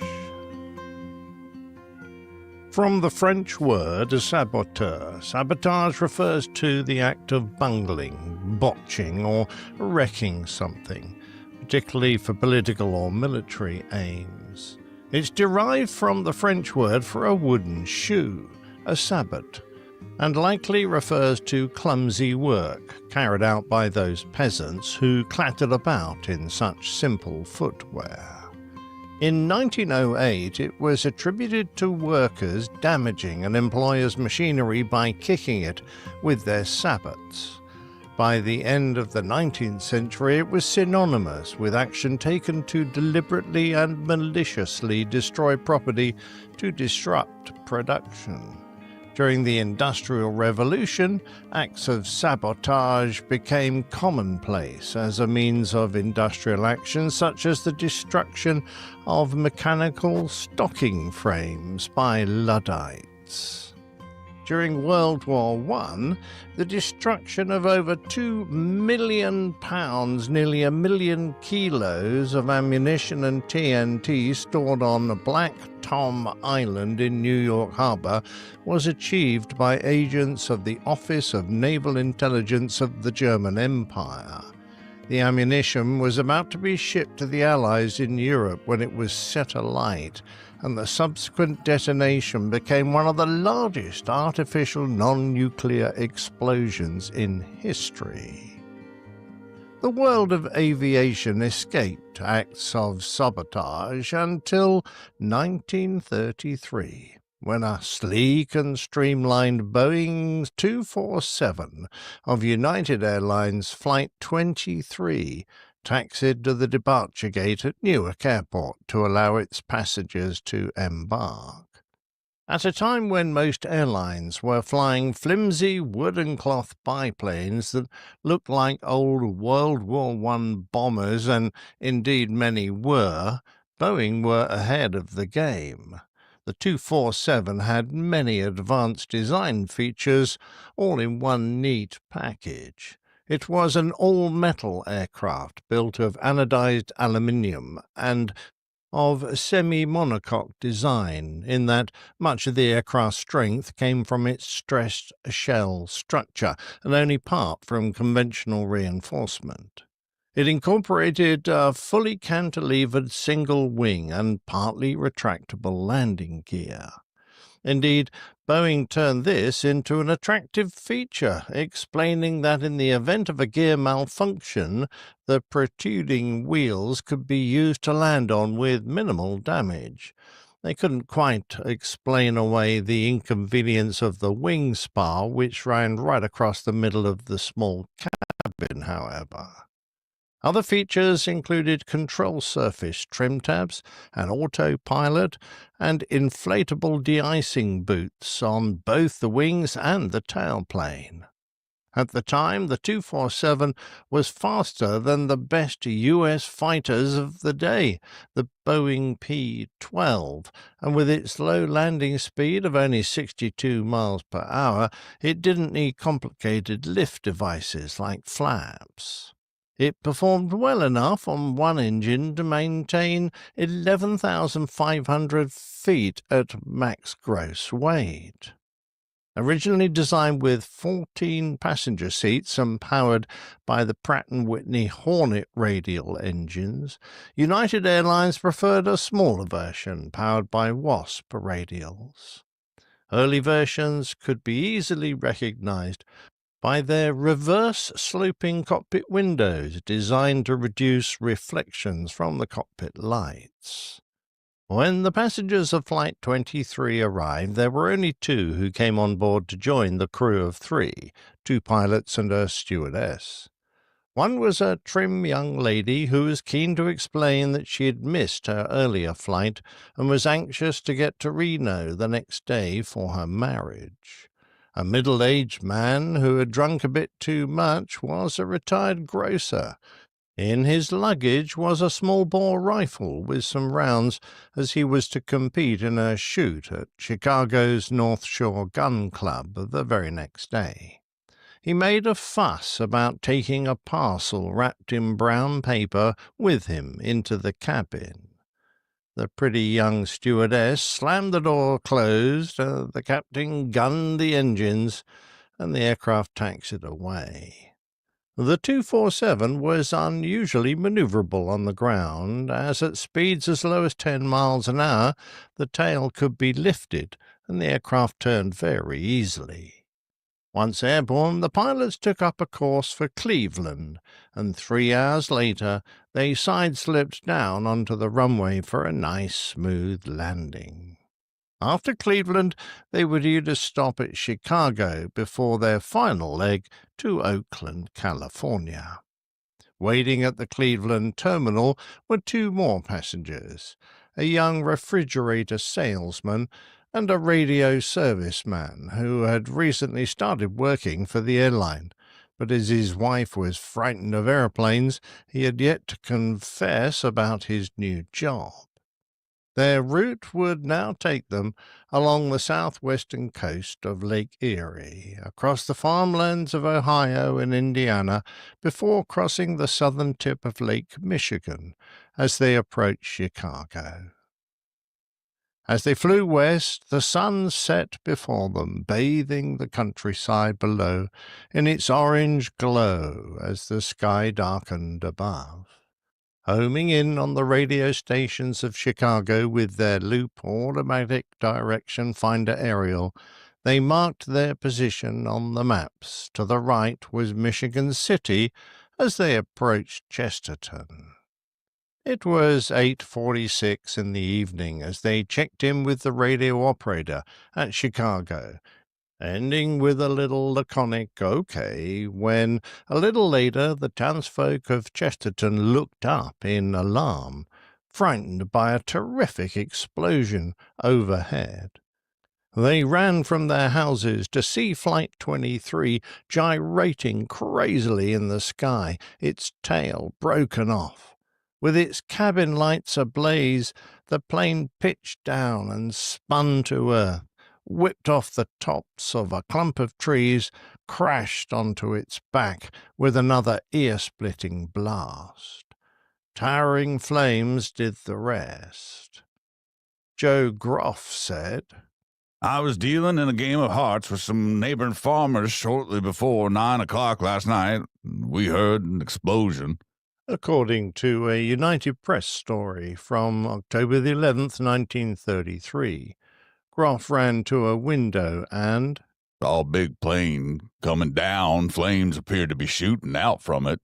Fred Rode had a farm nearby. He, too, ran towards the crash site.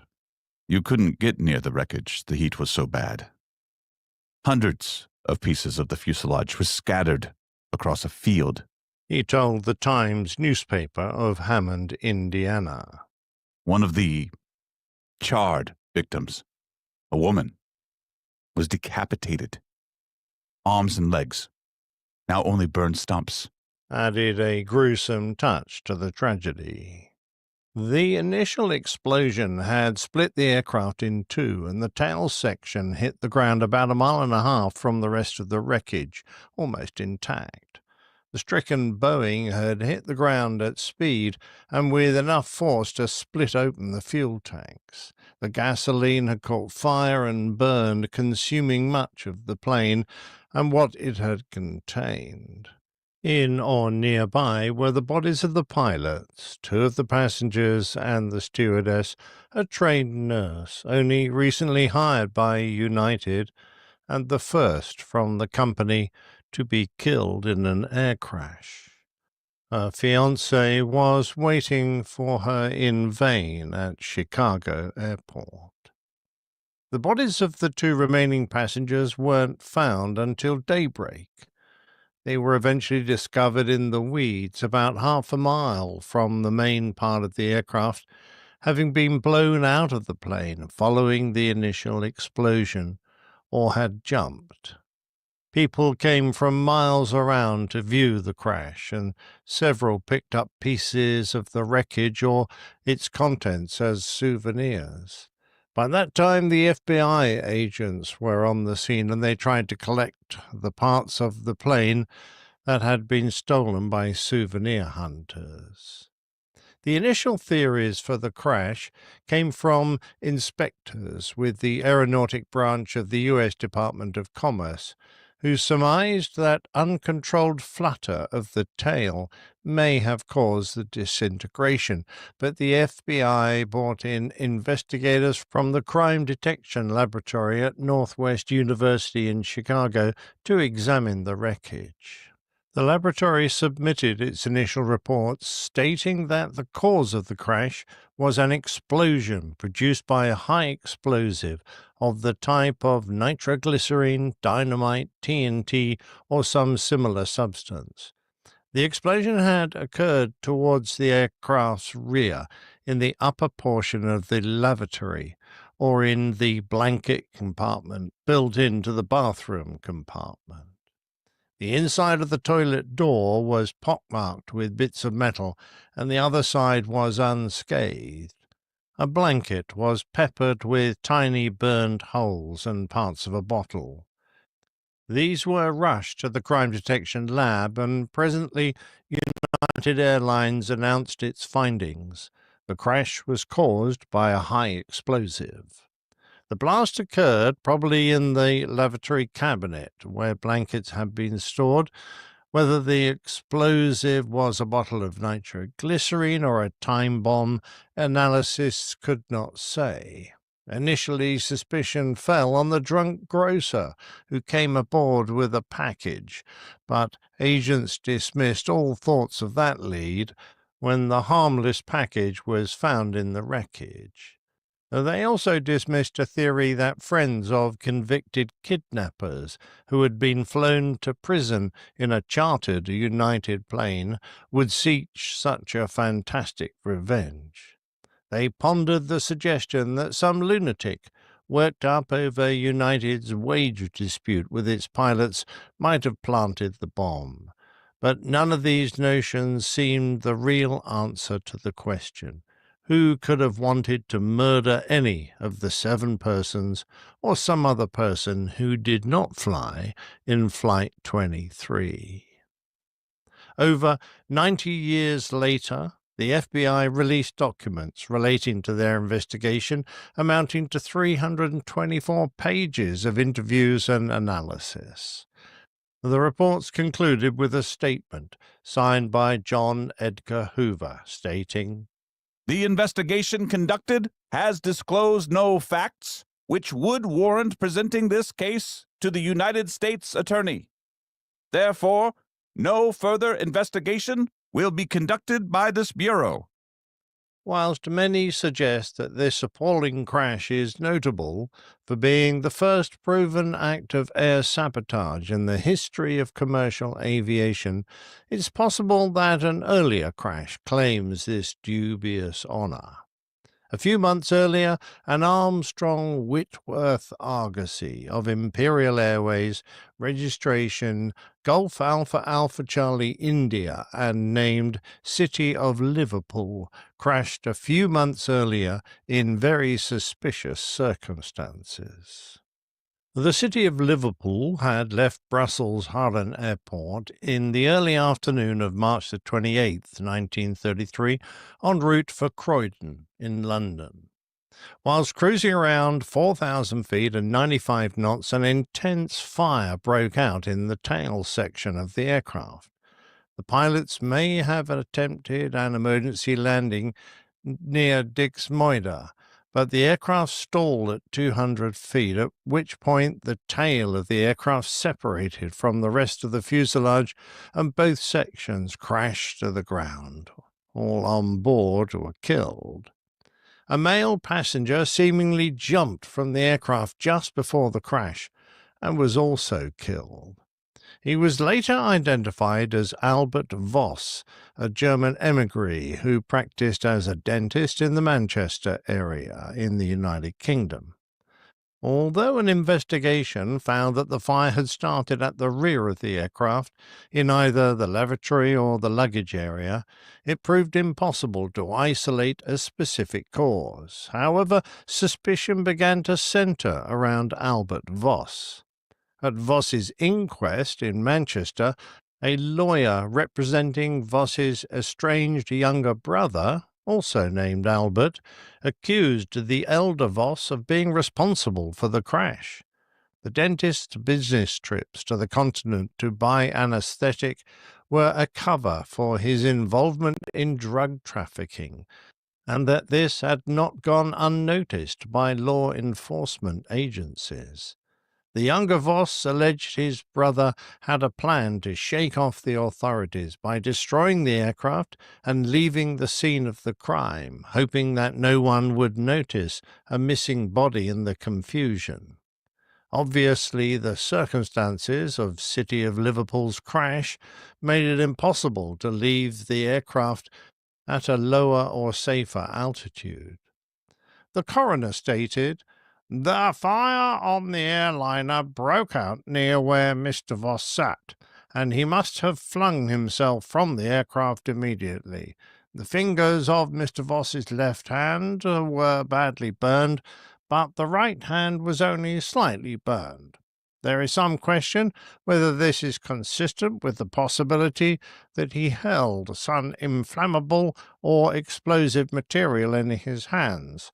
There is a suggestion that he committed suicide and tried to make his death look like an accident, sacrificing the airliner and all on board. Mr. Voss was insured for £500 for the flight, besides holding other policies. Voss was undoubtedly financially embarrassed and was wanted by the police for alleged embezzlement in Germany. In an interesting but gruesome twist, it was discovered that Voss was travelling with his partner and his 16-year-old niece. Since he was sure he would be arrested in London, it was claimed that Voss abandoned his partner and niece and took his chances by leaving the aircraft. Although directed by the coroner to return a verdict of accidental death, the jury came back with an open verdict, affirming the occurrence of suspicious death, but not specifying the cause. I personally find it intriguing that the circumstances of this crash seem eerily similar to those of Flight 23, and wonder if there's any chance there is a possible connection. Finally, dear listener, should you be wondering if I have ignored the Hindenburg disaster as a candidate for the first case of sabotage in civil aviation? Regardless of what you believe caused the spark that ignited that particular inferno, it happened 4 years after the aforementioned crashes.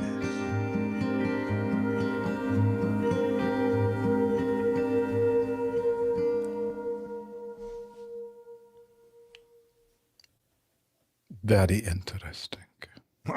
Very, very interesting, but stupid. But stupid. Wow. You know, I always love hearing our good friend and voiceover professional, Greg Willits. I didn't, that's the first time I've listened to the Plain Tale, and I was in the other room grabbing some more water. So I was listening to our show on my phone, and done. Hey, I recognize Greg's awesome voice. Yeah, I heard that, but I'm sorry, Greg has you beat, man. Yeah, I definitely. That's why I always ask him when I need a really bit of professional chit chat doing. Greg is always kind enough to give that a go, and I do need to plug him yet again, because he is such an expert, and I have no doubt that he did quite a bit of research into J. Edgar Hoover's voice so that he could reproduce that little statement so well. And if you're interested in a truly professional voiceover artist, just go to gregwillits.com/voiceovers, and you'll find out all sorts of information about him. Well, let's make sure that we put that link in our show notes so that they spell it correctly. So, yeah. All right. Very good. But it was great stories. I mean, well, not stories, but I mean, real stories.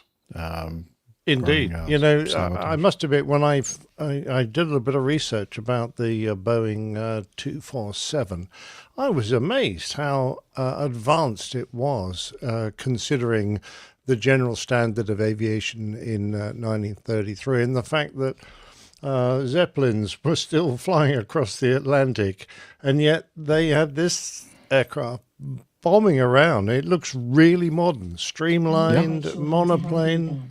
Oh, hello. Okay, sorry, Siri's just joined in.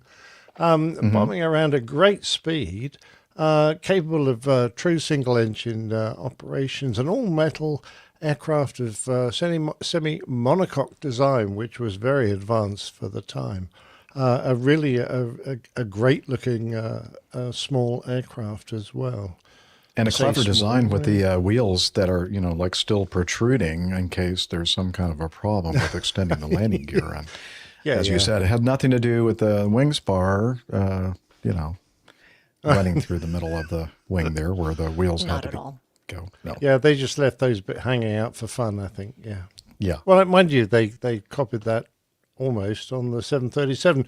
But the 737, they got the wheels turned through 90 degrees. So Yeah. it's a shame they didn't They're leave flush. them sticking down. Little more so flush, that, the 737 could do a wheels up Yeah. landing safely as well. Although Those the engineers engine pods probably would have got in the way a bit. That's a little bit of a problem. Well, just put some wheels on the bottom of the pods. Then Yeah, you that's a great idea. Why don't all airplanes do that? Yeah. Put some little like roller skate wheels on the bottom of them. That'd be fine. Yeah. Yeah. Oh, yeah. We should design and we airplanes. should paint that. Yeah. Yeah. Excellent. Anyway, idea. glad you enjoyed it. That was that was a awesome. slight change from my usual fare.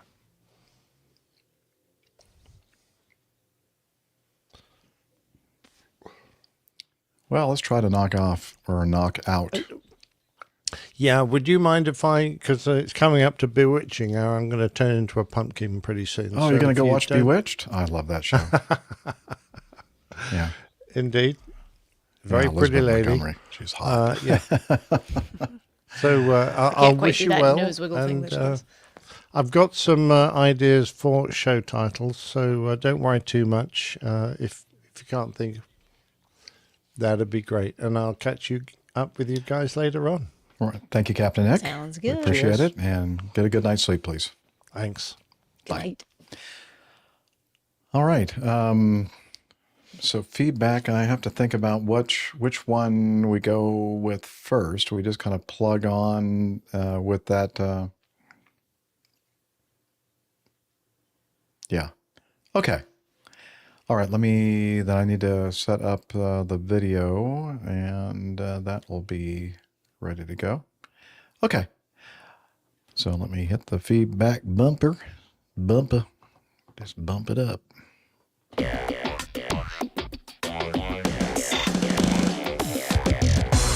Captain, incoming message. Thank you. All right, this first item in our feedback segment is from Tom. And no, it's not. I know. I'm sorry. That was something I was looking at while we were listening to the Plain Tale. So let me select the correct one. All right, we're going to start off with this feedback from Texas and LaShock. The title of his feedback is "The Coolest Navy Jet." Greetings, Captain Jeff and APG crew. If someone asks what the coolest Navy plane is, what comes to mind? Probably the F-18 for current generations. Yeah, it's really cool now that they've sunk a couple into the Red Sea. They're really cold. Possibly the F-35, maybe the F-14 or F-4 for older generations. History buffs might point to the F-4F Hellcat or the F-4U Corsair. Some might say the P-8 Poseidon, which is a 737 that can fire anti-ship missiles and drop torpedoes. Come on. But here we have a video that makes flying the A6 Intruder seem like the coolest thing ever. This is from YouTuber The Fat Electrician, a channel that does little history bits in a rather unique style. Yeah, I should warn everybody that if you have little ones listening to the video, you might want to cover their ears, or a couple places with a little bit of a adult language, but in the audio podcast, I'll bleep that out. A little background. This video is covering Operation Praying Mantis in 1988. The U.S. Navy, in retaliation for the mining of one of their frigates, the USS Samuel B. Roberts, under the direction of President Reagan, decides to issue a proportional response. This becomes a running gag through the thing. The objective is to destroy 3 oil rigs that the Iranian Navy uses as bases and sink one or both of Iran's modern frigates. As the mission progresses, they destroy 2 of the 3 rigs, but then they wind up sinking an Iranian fast attack boat. And then they shoot down an Iranian F-4. U.S. command calls a pause to reassess the situation, but then one of their high priority targets shows up, and that's where we pick up. Just a warning, this guy does use language. Yep, yeah. Yes, it is English for you literalists out there. Anyway, fair warning. So clear skies and tailwinds. This is Texas Analyst Shock signing off, and he gave us the time code for this. So if you'll put that on the stage, Liz, we'll go ahead and play. All right, here we go. F4s. Now America has taken out an entire naval vessel and an F4 that they did not plan on taking out, and it's throwing off all of our proportions. And because of that, American leadership orders Bravo Group to stand down. We're not going to go take out that third oil rig. And right as soon as that order gets given out, Delta Group chimes in, is like, hey, we found that frigate we were looking for. So now nobody knows what to do, because on one hand, things are already getting out of control, but on the other hand, we really want to take out these frigates. So American leadership decides, well, we might not even have to make a hard decision. Maybe that's not even the frigate and the radar's wrong. Why don't you go ahead and send a couple A6 intruders over, do a flyby. They can verify that it's actually this new modern frigate, and if it is, we'll make a decision from there. Or so they thought, because the A6 pilots are about to decide that they are in fact the main characters of this story. You see, the USS Enterprise and its aircraft aren't really supposed to be doing a whole lot. They're more or less just there for insurance. In fact, they're only allowed to engage the enemy under one of two conditions. One, the President of the United States signs off on it, which is actually what happened with the speedboats earlier. Or two, they get fired upon first. So they got told to go fly by this boat to verify that it is in fact the new modern frigate, but they didn't get told how to fly by the boat, so they drop down 50 feet above the water and just gun it, and they buzz the entire ship. So the ship opens fire with its AA guns, but these planes are so low to the water, the AA guns can't actually aim down low enough, so all the anti-aircraft fire goes right over the top of them. They continue to stay low enough till they get out of anti-aircraft gun range, and then they pull up, at which point the ship launches a bunch of surface-to-air missiles at them. They drop chaff as a countermeasure, takes care of those, no big deal. They then go around, do a U-turn, send a radio message to this frigate, I'm going to sink you now. Which they can now legally do, because remember, the ship fired on them first. Victim to one of the classic blunders. So the A6 fires an anti-ship harpoon missile, and the second they pull the trigger on that, the fire control team from the USS Enterprise is like, what the fuck are you doing? We're not supposed to be killing things yet. And the A6s are like, look, they fired at us first. Them's the rules. And the USS Enterprise is like, holy shit, okay, I guess. Let them have it. Then the harpoon missile finally makes impact. It's a bullseye. The A6s do a U-turn, go, drop another 500-pound laser-guided bomb right through the deck of this frigate, fly past it, do another U-turn, come back, drop a 1,000-pound bomb on it. Then they radio over the Enterprise and like, yeah, it's definitely gonna sink. We're gonna head back. So the A6s take off, headed back to the Enterprise, and like 5 minutes later, Delta Group shows up with their warships and begin firing on the already sinking frigate. They hit the magazine, the frigate explodes, rapidly sinks to the ocean floor. At this point, naval leadership is like, okay, Jesus Christ, everybody stop killing things. We need to figure out what all happened. We got to keep this proportional, remember. So they start radioing back and forth. Everybody's figuring out what everybody did, if anybody's hurt, what's going on, the whole story. And then as the A6s are making their way back to the USS Enterprise, guess what they happen to fly past? The other modern frigate. So now the entire U.S. Navy's looking at this last frigate like SpongeBob looking at a jug of water. I don't need it. But also, like, realistically speaking, the A6s are pretty much out of ammunition. The only thing they have left are 2,000-pound bombs, and those just aren't going to be enough by themselves without a harpoon missile to take down this ship anyways, so they really are just going to fly by and verify that it's the modern frigate. So the A6 intruders go ahead, they do their flyby. It is in fact the new frigate that they thought it was, and it does in fact open fire on the A6s. A6s make it out completely unscathed, at which point they pop a U-turn, and one of the A6 pilots is like, It's the bullseye womp rats in my T-16 back home. So the A6 pulls up, gaining altitude, and then dives down, aims its nose right at the frigate at like a 35-degree angle. They're doing a good old-fashioned dive bombing run like it's fucking World War II. The AA guns start firing, there's bullets whizzing past the plane, but they're committed now. They're closing in, closing in. The bombardier behind the pilot lets the pilot know, hey, I'm locked on. At which point, bombs away, the pilot pulls up, and the bomb goes right down the fucking smokestack of this boat. Blows up, completely destroying the entire engine room. That frigate is now dead in the water with no power. The A6s go ahead and radio in that they have completely disabled this frigate, at which point the American leadership calls a complete ceasefire. They're going to go ahead and let that frigate survive, get towed off, potentially be repaired. All right. That was the clip that Texas and LaShock wanted us to listen to. And as I said, apologies for the language, but for those of you watching the video, we'll make sure that we'll clean that up for the audio-only podcast, which is what most people are listening to anyway. So, yeah, that was interesting. Back in, what was it, 88, I think he said? 88, when that happened. Yeah. Interesting proportional response. Yeah, as that was playing, I was reading through the Wikipedia page on the A6, but I don't think they mentioned that particular incident. There's a lot of incidents mentioned, but kind of a badass airplane, really. That Intruder is a pretty cool jet. Yeah, interesting how things work in contingency or wartime operations. Well, they fired at us first, so now we have the green light. Them's the rules. Yeah. Them's the rules. Yeah. Oh, that was just a little piece of it. Let's see, how long is this thing? It's quite long, actually.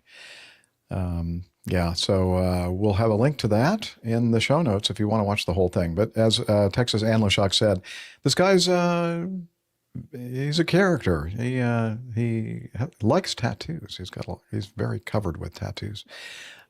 His YouTube channel is the Fat Electrician. I think he said that. The Fat Electrician, and Tim Van Ram says 1-800-TATS for tots.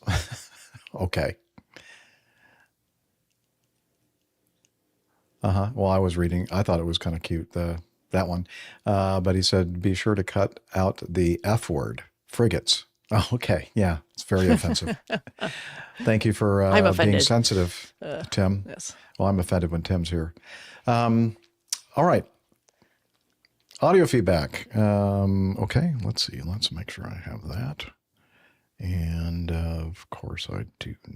Oh, it's right there in the... Yeah, it's right here on the Evernote. Okay. So this is feedback from Eric Taylor. Feedback number 2. Yay. Hello, there's Eric from Indiana with me at Oshkosh. Hello again, Sir Jeffrey of Nielsen. Eric from Indiana here again with my second feedback. I've included a photo of us in Oshkosh to jog your memory. I remember, Eric. I hope my audio is better this time around. Just for clarity, in case I didn't articulate it well enough in my audio, my question is regarding the common black radomes we used to see on airliners back in the day. What was the reason for them being painted black, and why do we no longer see this today? Keep up the wonderful show. We listen dutifully every week. Hope to see you in Oshkosh this summer. Yeah, I plan on going. And I think, Steph, you're going to be there as well, right? I'm going to try to get there for part of the week, yes. Okay, cool. And he says, take care and God bless. Eric out. All right, so he sent us some audio feedback. Let's take a listen. Hello again, APG crew. Eric here, coming at you again from Central Indiana. This is my number 2 feedback. First one was a little bit hard to listen to. I was driving my car, so sorry about that. I'm actually in my car again right now, but I'm not driving. I'm just sitting here. So hopefully this recording turns out a little better. Jeff, I got to meet you at Oshkosh this year. Actually, I guess it was last year, 2024, at the wonderful recording of the OB show. So that was really cool to meet you. I think a little bit later on in the recording, my wife showed up and we all hung out for a little bit together. So I'm going to include a picture of all of us, Jeff, so hopefully that'll kind of jog your memory there. But since then, we had a couple of cool things happen. We had a baby, and he's been all kinds of fun. We're actually just sitting here in the parking lot today having a little 1-month checkup for him. So as that goes, not much in the way of flying has really been happening for me, although I did just get the carburetor back onto my Grumman today. A buddy of mine texted me a picture of it today and said, hey, your carburetor's back on. So that's cool. Nice. Jeff, when we talked that day at Oshkosh, you suggested that I send in more feedback. So here we are. And I have a question for you guys. we were watching video the other night on YouTube. It just happened to pop up. It was like a 80s and 90s compilation of different airports, all kinds of air travel, people boarding, taking off, landing, all that kind of thing. Got to see a lot of my old favorite airplanes, including the TriStar. That was actually the first airplane I ever got to fly on with my folks. I was almost 2 years old, and we did a lot of flying on those back in the day on ATA. So I got a lot of happy memories associated with that. But the question came up as we were watching this, and it was actually my wife that mentioned it. And she said, back in these days, there were a lot of airliners that had black paint on the very tip of the radome, on the very tip of the nose. And that's not something you really see anymore.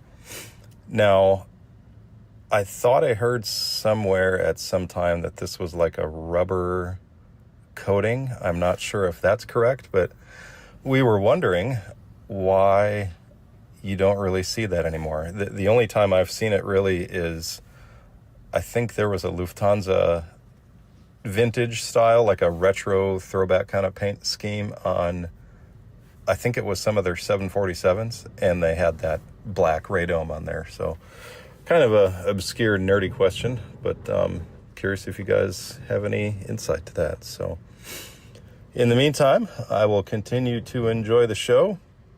Excited for you, Jeff, that you are getting back into an apartment. That sounds like an exciting thing for you, so that sounds cool. Hope everybody's doing good. Rick, man, if you hear this, we miss you. And until next time, we will wish you clear and windy skies like we got here. We got crazy wind coming up here today. Blue skies, if you find them. And talons, Douglas. Hey, all right. Thank you, Eric. Of course, I remember you and your wife, and that was a fun time at Oshkosh in front of that AOPA tent, I believe. That's where that picture was taken. Yeah, well, Liz is wondering if they named the baby Jeff. I think, you know what? I don't think so, because I think they would have mentioned that in the audio. Yeah, well, yeah, maybe it's going to be a surprise. That would be kind of sad if they did that, actually. Yeah. Mm-hmm. Oh, Neil, before I address a question, Neil says, it's like the Rolling Stones said, I see a radome and I want it painted black. Okay. Pretty sure that's the classic original line, yes.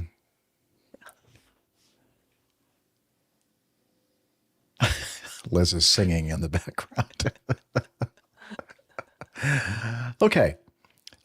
So I think I knew the answer to this, but just to be sure, I did a quick search on the internet, and this is a gentleman named Spiros Georgielidakis. I think he's Greek. Ding, ding. Yeah, hang on. I definitely deserve a bell for that one. He says, in pictures of older jets, turboprops, even some piston-engined aircraft, we can often see them sporting black noses. Let's see. To understand the reason for this, we need to see what function the nose has. Well, the nose is to part the air, right? No. As many people know, the nose is it? Yeah. Well, or it's the way the airplane sniffs things and knows what things smell like. As many people know, the nose is where most airliners have their weather radar. Yes, the only real exception is some regional or smaller aircraft, and they have an engine in there. And in that case, if they have a weather radar, it's probably resting on the leading edge of the wing. Okay. The radar has an antenna that needs to see ahead of the aircraft, so obviously the nose cone can't use metal as a material. Leaving the antenna uncovered would probably be a bad idea as well. Yeah, not very aerodynamic and probably not good for the radar underneath. The name of the part that covers the radar is a radome, a word mixing radar and dome. To allow radar waves to go through, the radome's material is fiberglass or a honeycomb structured composite. The radome also needs to repel water, and it needs to continue to repel water, being hydrophobic over time. presence of water is a problem because it's water that the radar is supposed to detect. Trust me, there are some airplanes I've flown that when you get into a lot of rain, it's just so much water on that radome, that nose cone, that your radar basically becomes useless. It just, everything is red, and that's no good. So over time, the dust, debris, or hail battering the nose could slowly abrade away part of the surface of the radome. This could cause water to enter in, eventually freezing in place. The frozen water would make the damage worse. A rubberized layer can prevent this, and it is this layer that gave the radome, and with it the nose, its black look. It's just a coating of rubber. The very front of the radome is what needs most of the protection, so sometimes aircraft noses only had a small front section in black. Just enough to, just the part that needed to be kind of radio wave transparent. With time, airlines could start painting over this material for a different look. Anyway, so the reason for that is that technology happened and advanced, and they came up with treatments to the like paint that you could put over that nose cone radome that weren't black, but were still had those hydrophobic properties and allowed the radar waves to penetrate through the through that. And so, of course, you know, the design, they wanted the liveries to look all nice and fancy and clean, and they started going away from the black noses. And yeah, that's kind of the reason why you see the older airplanes with the black. It's because that was before technology and paint had gotten to the point. Yeah, rubber is black for sure. Okay, well, I guess, well, you could have like a rubber, some of the rubber noses are red, so I guess they make red rubber too. I guess I could have made red radomes. Yeah, I don't know. I think back Yeah, in the that day, was though, an the black was a little bit cheaper to manufacture. I've read some of that too, as I was doing some research on that. So it was more cost efficient, and the black apparently certain types of black paint were more resistant to some of the abrasive or the abrasion issues. So. Oh, cool. Very good. Multiple things, but I think the rubber is the most, plausible explanation. Yeah, that's a great question, Eric. I'm not sure I answered it correctly, but I'm sure at least 50% correct. Tim says, if I put radar paint on my car, can the cops see me? No, they can't. So I would get some of that rubber paint and then just go speeding around town, see what happens. No, but the rubber still allowed the the radar to function. So. Yeah. Oh. So if you painted your car with it, yeah. But if you get a thick enough layer of rubber all over your car, it's like being a bumper car. Like you just bump everybody out of the way. I would love to have that, actually. That would be fun. Thank you. Thank you, Eric. I do remember you and your wife, and it was fun. I hope to see you again this year at AirVenture in Oshkosh, Wisconsin. All right, and another video. This is an interesting one. And if you'll pop that up there, I think I'm ready to hit play, and here we go. Why is it doing that? Okay, here we go. All right, we're seeing a 727 cockpit view from the first officer's vantage point. Guy's looking pretty cool. He's got his cool sunglasses on, and it's loud, of course, because it's a 727. 009. Okay, roll your data. My brakes, my plane. You're in communications. All right, they're stopped. Putting the throttles up. Letting the engines stabilize. Got 3 of them. Engines 1, 2, 3 are stable. He's pushing the 3 throttles up. And then the captain is kind of making some fine adjustments to the throttles. Still has his hand on them in case there's an abort situation necessary. And then, okay, 80 knots. The first officer pushed this lever forward. that I've never seen before. Okay, he rotates the aircraft. V2. Positive rate. Gear up. All right, gear handle's coming up. And there they go, flying that beautiful airplane, that 727. Hear the nose wheel coming up, hitting the wheel snuffer or whatever we call that thing. Kind of keep it from spinning. You notice the tube over there in the windscreen. That's because the airplane leaks a lot, and when the water comes in, it kind of channels the water away to someplace that's safe and not all over your electronic instruments. Anyway, okay, so that is enough of that video. Sorry, it was very, very noisy. So the question that Adrian, I probably should have started with that. Adrian sent this in. He's from Toronto, haven't really sent in feedback or questions before. Came across this video on YouTube, which we just watched a little bit, which sent me down an aviation rabbit hole. Are they different than regular rabbit holes? I think they are. No? Okay. Noticed after the takeoff thrust was set, a handle in front of the flap handle is pushed to the full forward position. I watched a number of 727 takeoffs, and this seems to be a normal operation. Not on a Delta 727 that I flew, it's not. After some searching online, determined that this is a friction handle / friction lock. However, it seems this is unique to the 727, but not all 727s seem to have it. I assume it is to prevent the throttles from jiggling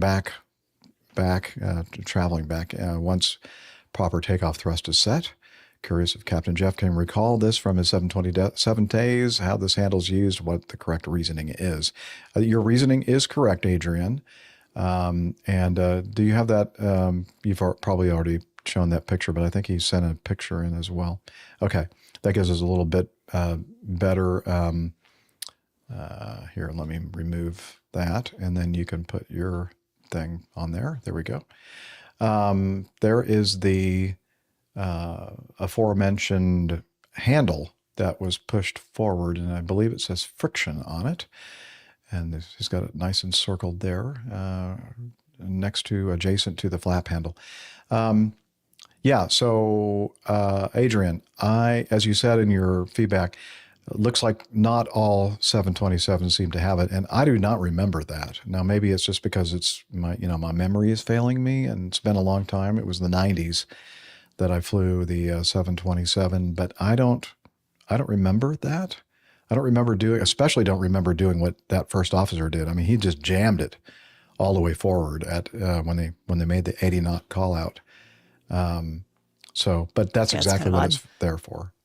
I've never flown anything that's got a friction adjustment or friction lock, that's so definite like that. Usually they take a little bit more fine tuning.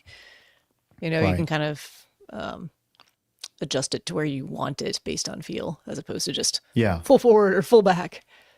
I just don't remember, like a lever kind of a looking thing like that before. I've been other mechanical means to kind of adjust friction, but that's usually something you do, when you're doing your pre-flight and kind of feeling the way the throttles are moving. Now, remember, this is before the days of fly-by-wire systems, where this is fly-by-cable, and there were actual cables connected underneath that throttle quadrant that run all the way back to where the engines are. And on the 727, you have 3 of them, and they're all back on the tail of the aircraft. That's why they call it the 3-holer, or for some reason they call it the Studebaker. I'm not sure why, but a lot of names for the 727. But yeah, so we're more creative and like to give everything nicknames and stuff like that. Yeah, we do.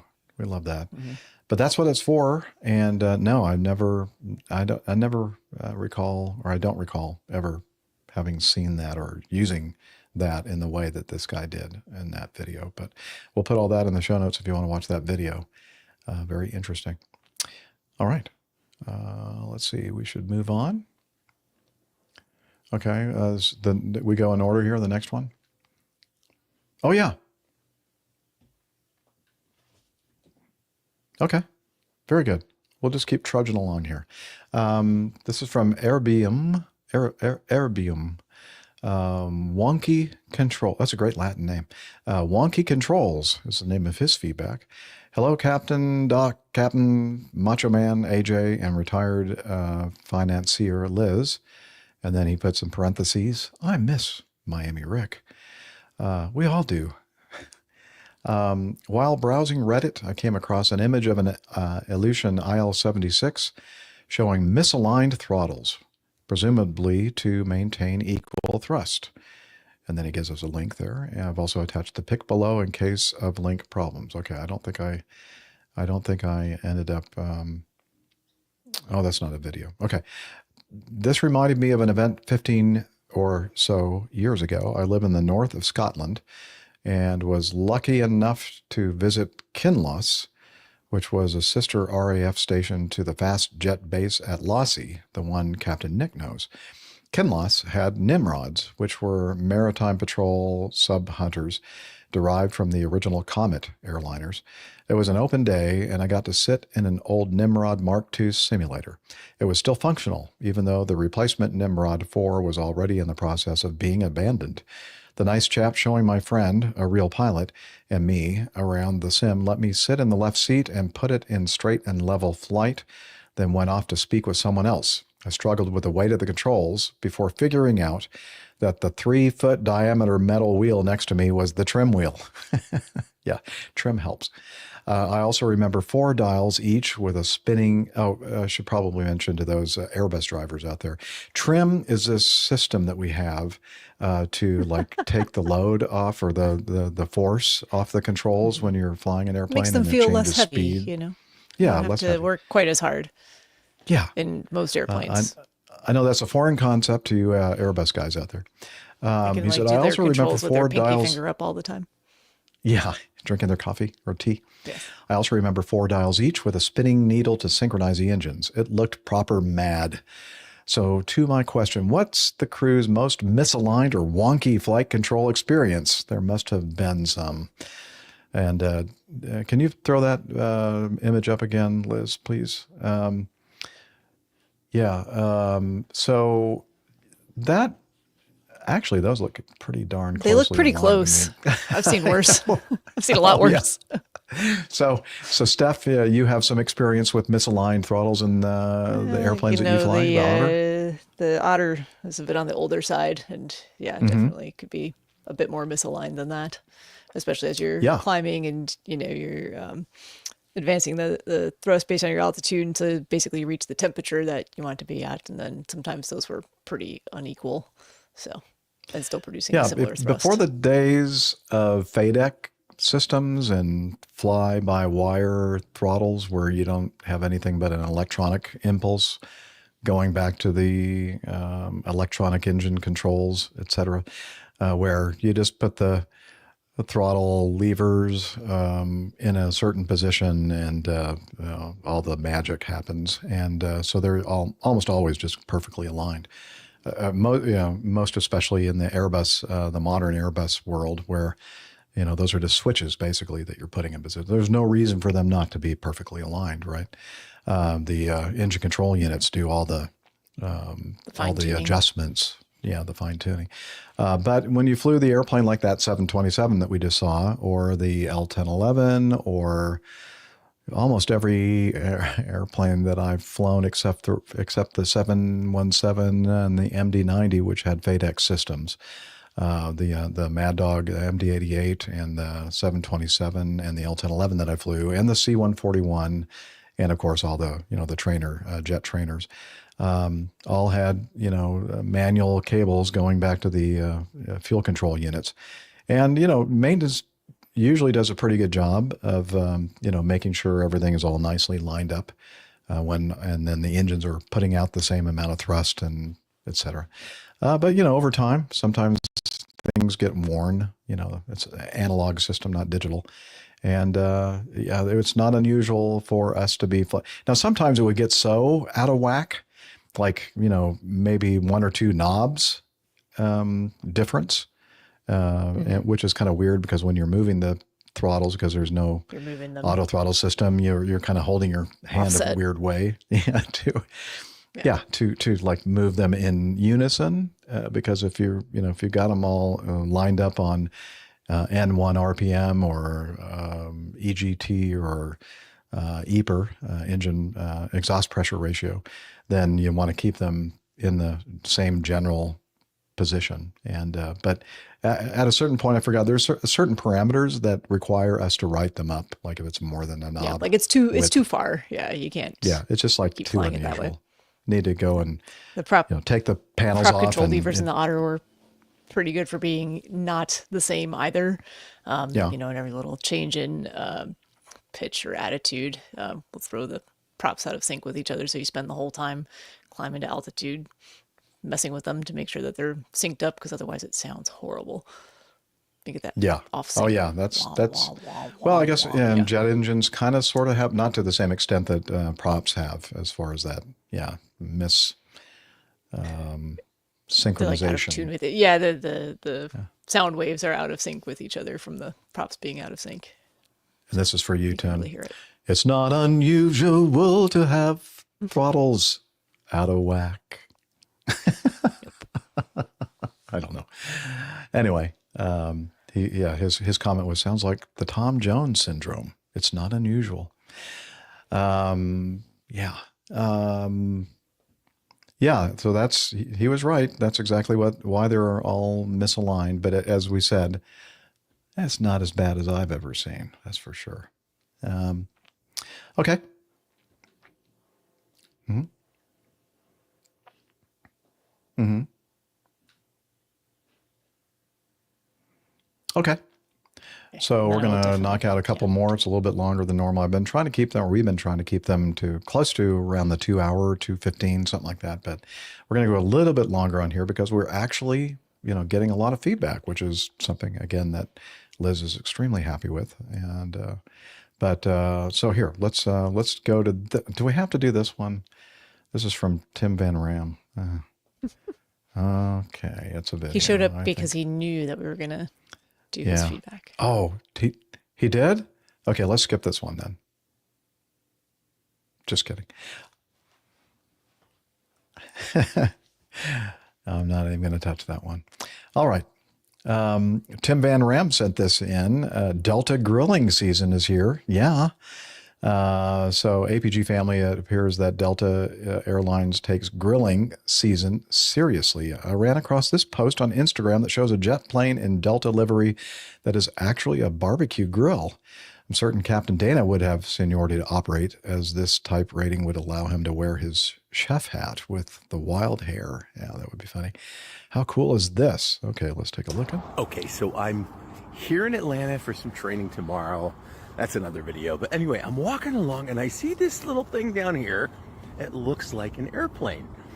And I go over here. By the way, here's the Delta widget. See that on the fence? This is corporate headquarters on that side. And I walk over here and I'm like, what is this? What is this?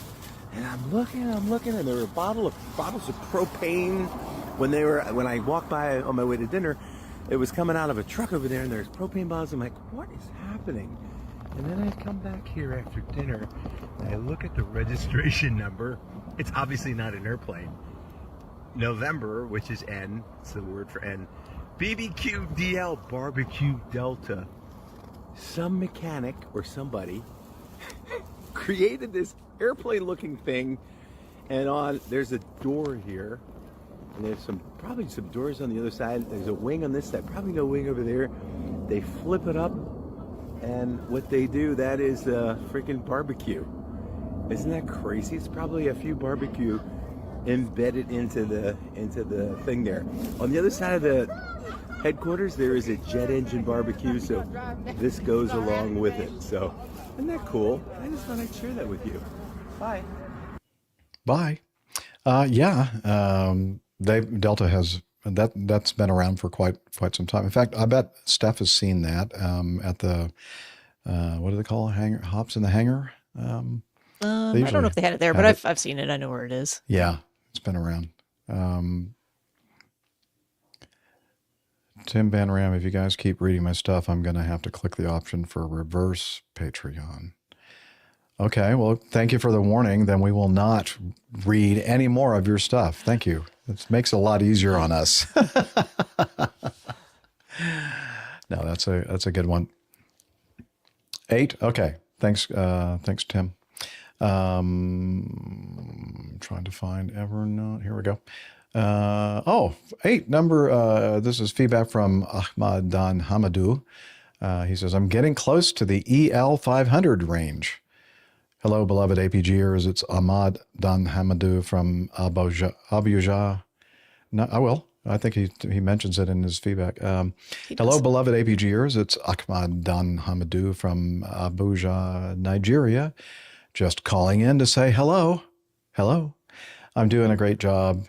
No, I'm doing great and hope you all are too. Yeah, we are. Thank you for asking. There hasn't been any feedback from my end recently. That's because I'm still busy trying to catch up via the older episodes. At the moment, I'm not far from not the FL 500, flight level 500 range, but rather the EL 500, episode level 500 range of episodes, APG 456 to be precise. I really hope no one finds a cure for APG syndrome. Dr. Steph, please, no research or tests on a vaccine. Otherwise, I'd be cured into skipping episodes and thus be denied of my balanced APG diet. You're in luck. I'm just a practitioner. I'm not a researcher. So. You're safe. He is in luck. At least from me. Yep.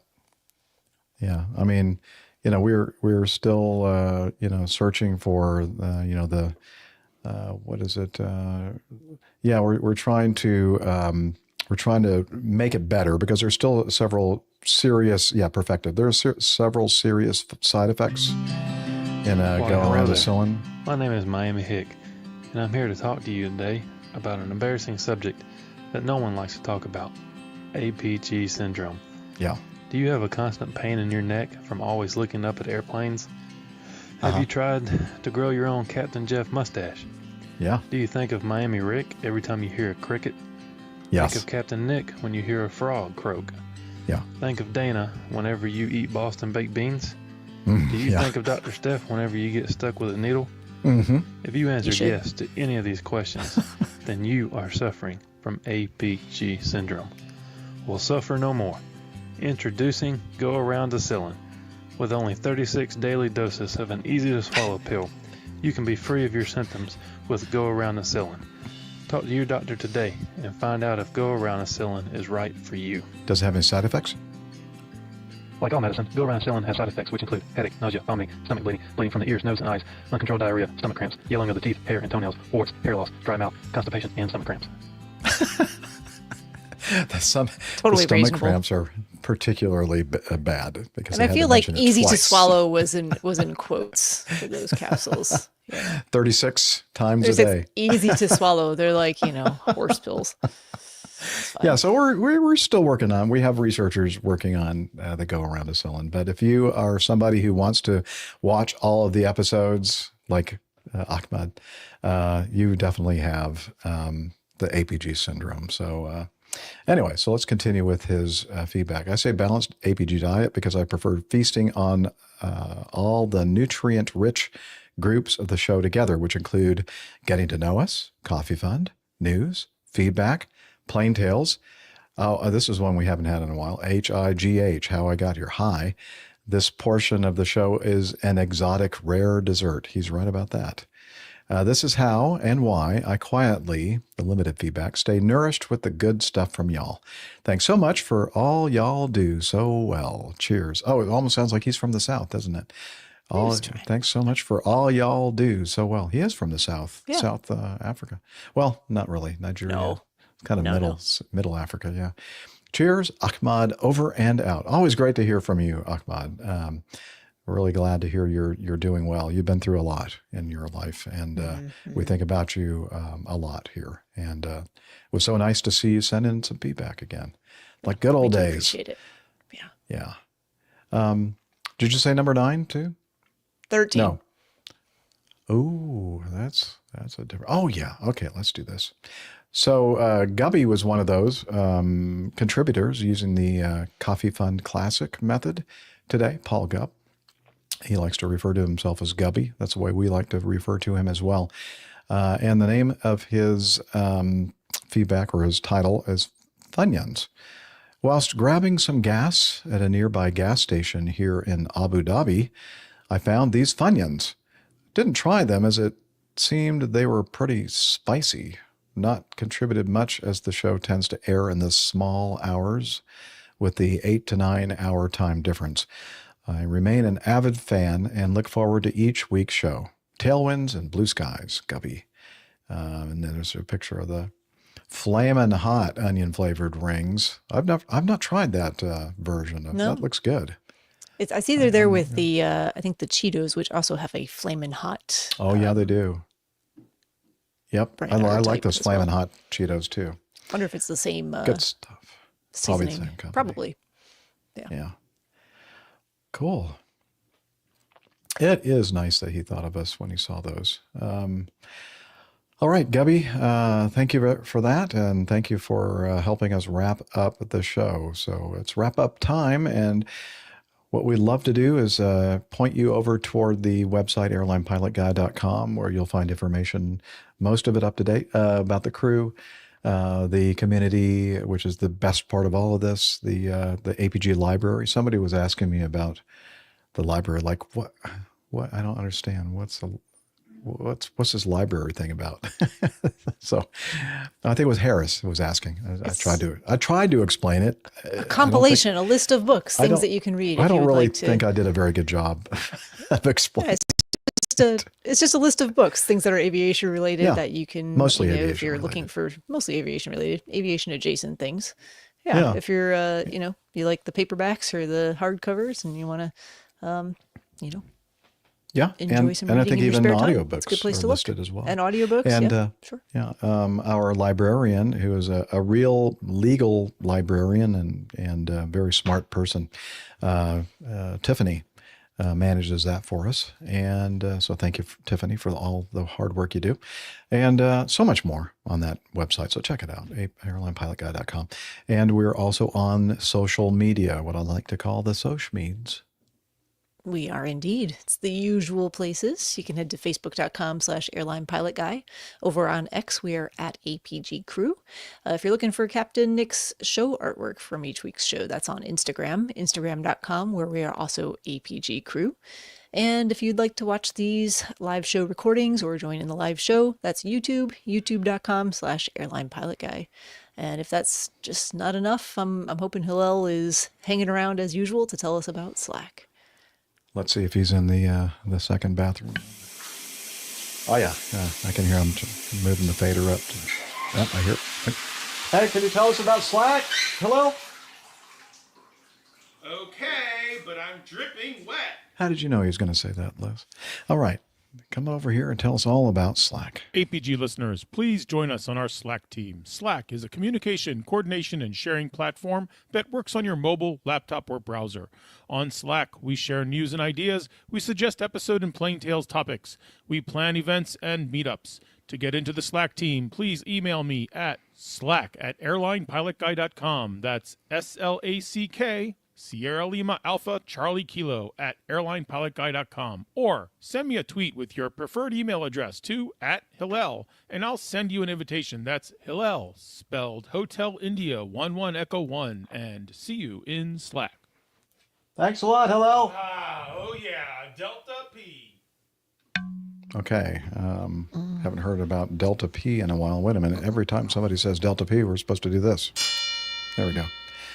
And every time we mention our producer, Liz, we do this. We push this applause button and we clap and we thank Liz for all the hard work she does. You're welcome. Mostly between shows, all the prep work that she does before the shows and picking out news and picking out feedback and all that kind of stuff is an awesome job. And she does it so well. So thank you. You're welcome. And we'd also thank you, Steph, for being here with us today. It's great. Yeah, and it was great having Captain Nick as well, although he couldn't last the entire time because it's getting kind of late over there in the UK. And also would like to thank our wonderful live audience, our live chat room. It's always entertaining to see what they are doing over there. Pretty funny today. They were pretty Very amusing. funny people. And so we appreciate you so much and love you. And everybody listening, thanks for listening to us. And with that, we're going to go ahead and wish you clear skies, unlimited visibility, and tailwinds. Take care, and God bless. Cheers, y'all. See you next time. That goes so well when we have people that know what they're doing when they say goodbye. Exactly. It's confusing for the guest hosts because they're really not sure exactly. It was probably something They don't know we when should they're brief. supposed to chime in. We should, yes, we should brief Probably. it. Yeah, I agree. We never think about it until we're actually this is doing your it. turn. Oh, shoot. Yeah. Probably should have said when. We just when like they're to supposed embarrass them at the end. That's true. Let's don't tell them. Let's don't brief it. No, exactly. Just see what they do. Yeah. See how crazy they are. Yeah. Anyway, well, fun. I think Nick got some good titles. He said he was happy, and I sent him he a said he couple was more good. that I had, so I think he's good. Okay. Titles. So Well, let's see. I'm going to go ahead then and stop the recorder. Thankfully, I figured out what was going on with that. Perfect. So, Steph, Nick wanted a way for his Stream Deck controller where he could just push a button and it just mutes. And so he doesn't have to do some kind of a keyboard shortcut or whatever. I found this software called, this app called Mic Drop. I installed it because, I have to make sure that it works and how it works so I could explain it to him. So I did that. And so when I'm using my laptop computer, which is where it's installed, during the week and I'm not doing the show, I usually just turn everything off. It says off air. Well, I forgot today when we were setting it up for all this stuff, and for some reason, nothing was coming into StreamYard from me. And I'm looking nothing, like all the sound effects. he's restarting. everything. He's just I doing restart. all the It's things. like, I'm thinking, what the heck is going on? I'm looking at my DAW, recorder, and there's no signal going into that. I go, what is going on? So finally, it hit me when I was doing the second restart.